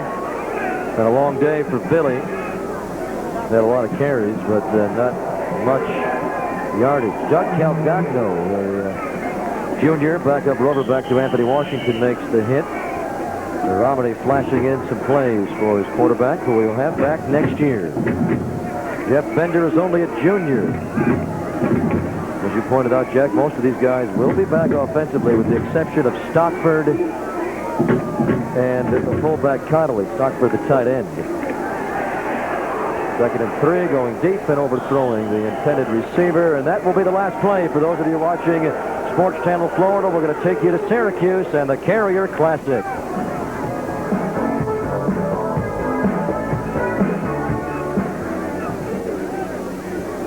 Greg Papa, Jack Snow, and Michael Regan in Fresno. Winding down the 10th annual California Bowl. Champions of the MAC every year playing the champions of the Big West. And this year it's the Big West. That will be a convincing winner. That will be now 3 straight for them. Last 2 years it was won by Fresno State. Bender throwing behind Ely, but he adjusts. Makes a fine catch. I'm very impressed with Ely, Jack. He's only a junior. We'll have to watch his numbers next year and see what he puts up. Yeah, I think so. 5'10", 170-pounder, and he's got good quickness. A 2-year starter for the Chippewas. But again, there are 2 receivers over here to this side, to the near side. Ely, number 2, catches that ball behind him. Does a good job of corralling it, bringing it into his chest before he's popped a little bit by Freddie Smith. He wasn't a highly recruited guy, Ely, out of high school in Ellenwood, Georgia. Herb Romney told me he played tight end in high school in a very closed running attack and was not used much, so really quite a find for the Chippewas. I think so, and he's developed. We talked about his work ethic and work habit. He's done a fine job since he's been at Central Michigan. Bender's not going to have any voice after this game. He is audibleized extensively every play. There's Ely, his 3rd touchdown of the day.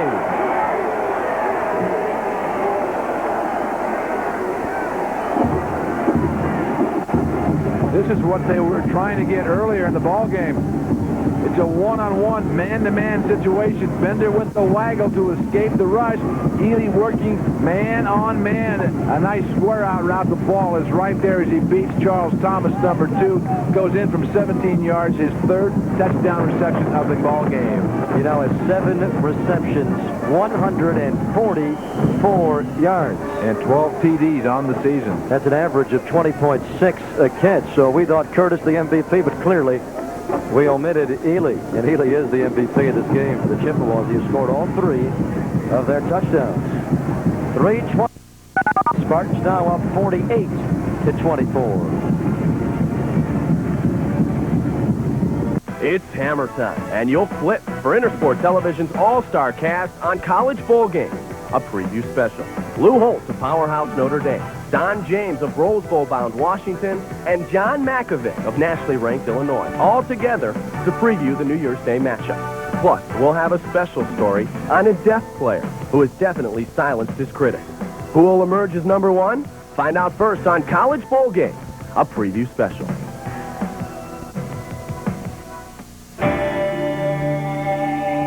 Hello, I'm Warren Miller, and for the last 40 years I've been traveling around the world in search of skiing at its finest, freest, and funniest. And when you can't be out on the slopes doing it yourself, do the next best thing. Share the thrills that we filmed of skiers all over the world. Tune in to Warren Miller Television and enjoy the scenery, the thrills and spills, and the laughs of skiing. Warren Miller Television is seen regularly on this station. Check your local listings for times.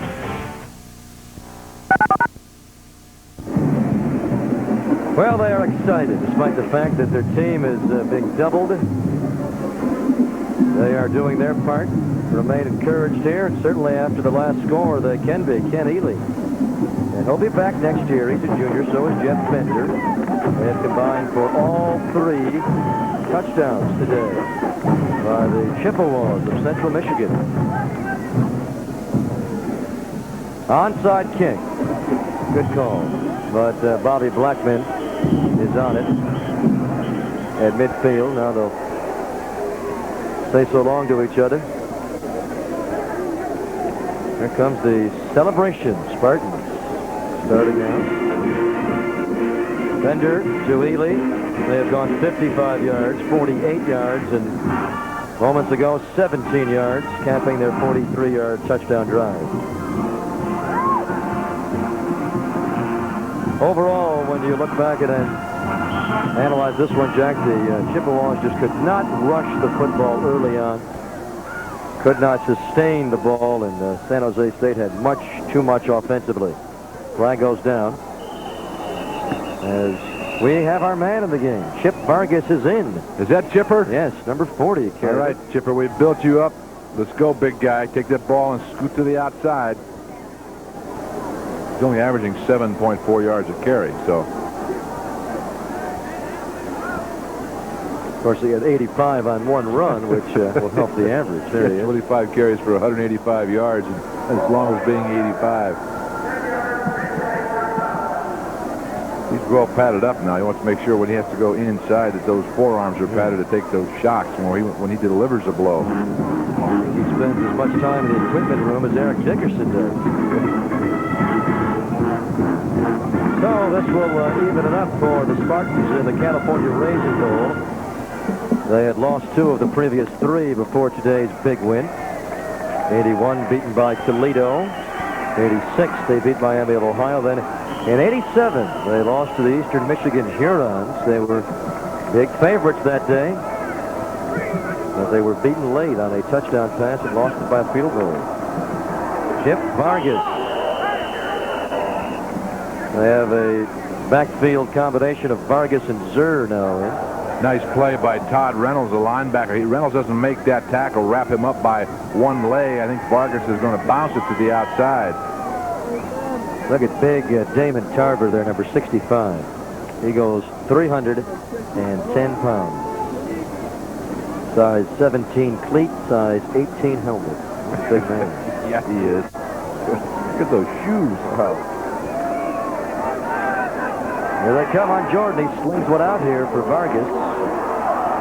Nice open field tackle by Todd Reynolds. Reynolds, a junior, is the backup linebacker to Rich Curtis. So it'll be Reynolds who will take that spot. And looking by the way he hits and plays, he could be a Curtis player next year. He got a hold of Chip Vargas on the previous play, and he comes right back on this play and does the same thing. If Todd Reynolds does not get a hand on Chip Vargas, Vargas is off to the races. And a nice read, too, by Mike Jordan. He set that screen up very, very well, allowed the rush to come in on before he dumped it off to the side. Mike Jordan, the quarterback, would like to be a coach, just like his father was. Here's Vargas with speed and toughness.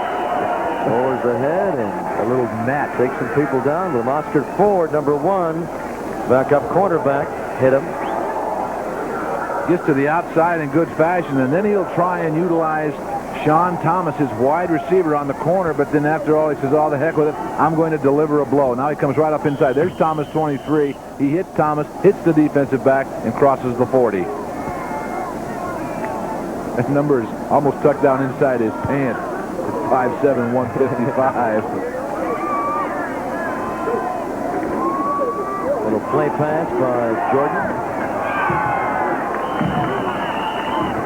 Gerald Stinson makes the tackle. That was Rich Sarlot, who was the first-string tight end for Terry Shea to begin the year. But Shea really likes to use the tight end in his offense as a pass receiver, something the previous coach here, Claude Gilbert, did not use much. So Bryce Burnett, who was a better receiver, elevated later in the year, although Rich Sarlot is a better blocker, number 86. Winding down. Mike Nettie will make one of the final tackles of this day. San Jose State. Are they going to douse him? Look at the guys behind him. He doesn't know it either, does he? Oh, it's Mayo, I think, and that's Mayo Iffy and Clark. I take off the Shield, T95 in there. Look at him, he's coaching it right to the end. Rick Coach, yes! They'll watch him light up wearing that electricity around his ears. He's going to find That's cold, he's saying. Boy, that's cold. That was not water either. We saw him a couple of weeks ago, 3 weeks ago, get doused following the 42-7 win over Fresno State, which gave him the Big West title, but the goal was to win the California Raisin Bowl, and Terry Shea and the Spartans have achieved their goal. 48-24. They beat Central Michigan. Congratulations to Coach Shea. His first year a head coach on any level. It was a difficult year. He got the job very late, deep into spring practice. But now, after a brief moment with Herb Duramity, he can walk off the champion of the California Raisin Bowl. 8-6, hurry and you'll make it. Delta.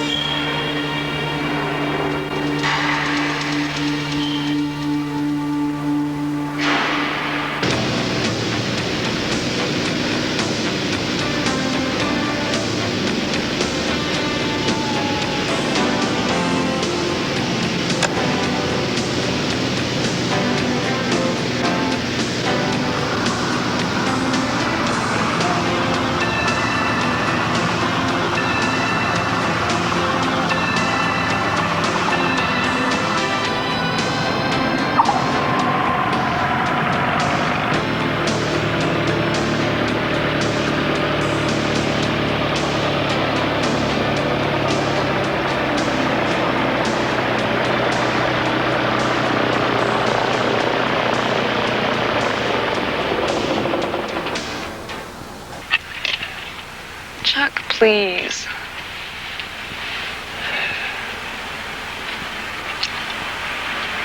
Let's go. Just when you think the end's in sight, the day could change tonight. There's no familiar sight. Sometimes it feels like you've been blinded by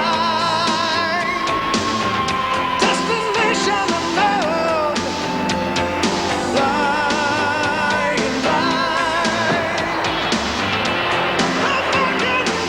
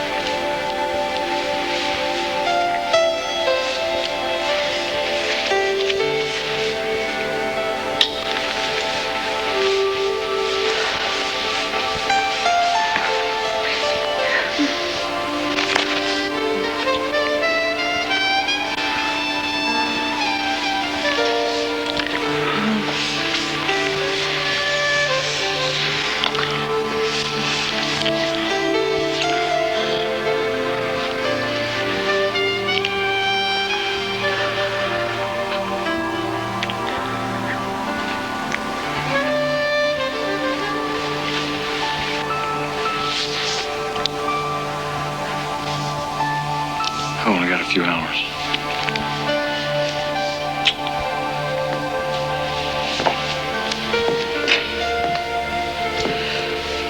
Chuck, please don't. Okay, look. I'm ready to testify. I saw them commit murder. I could nail those guys. There's not a judge in the country who'd let them go free. Some things you gotta take care of yourself. Okay. I'm coming with you. you like you're going to stay here? Look, Hero, I can help. Not this time. Just stay here.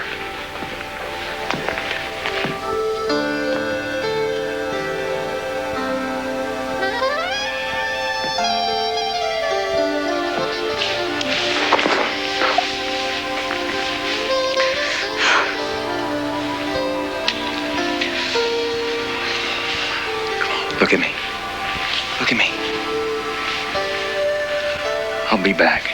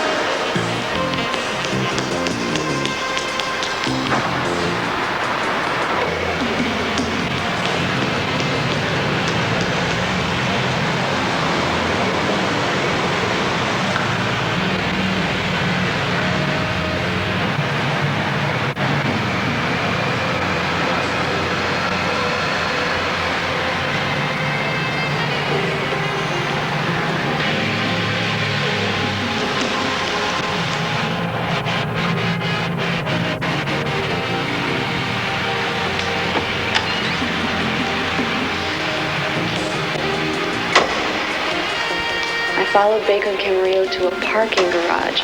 That's where they distribute to a dealer 3 times a week at midnight, like clockwork.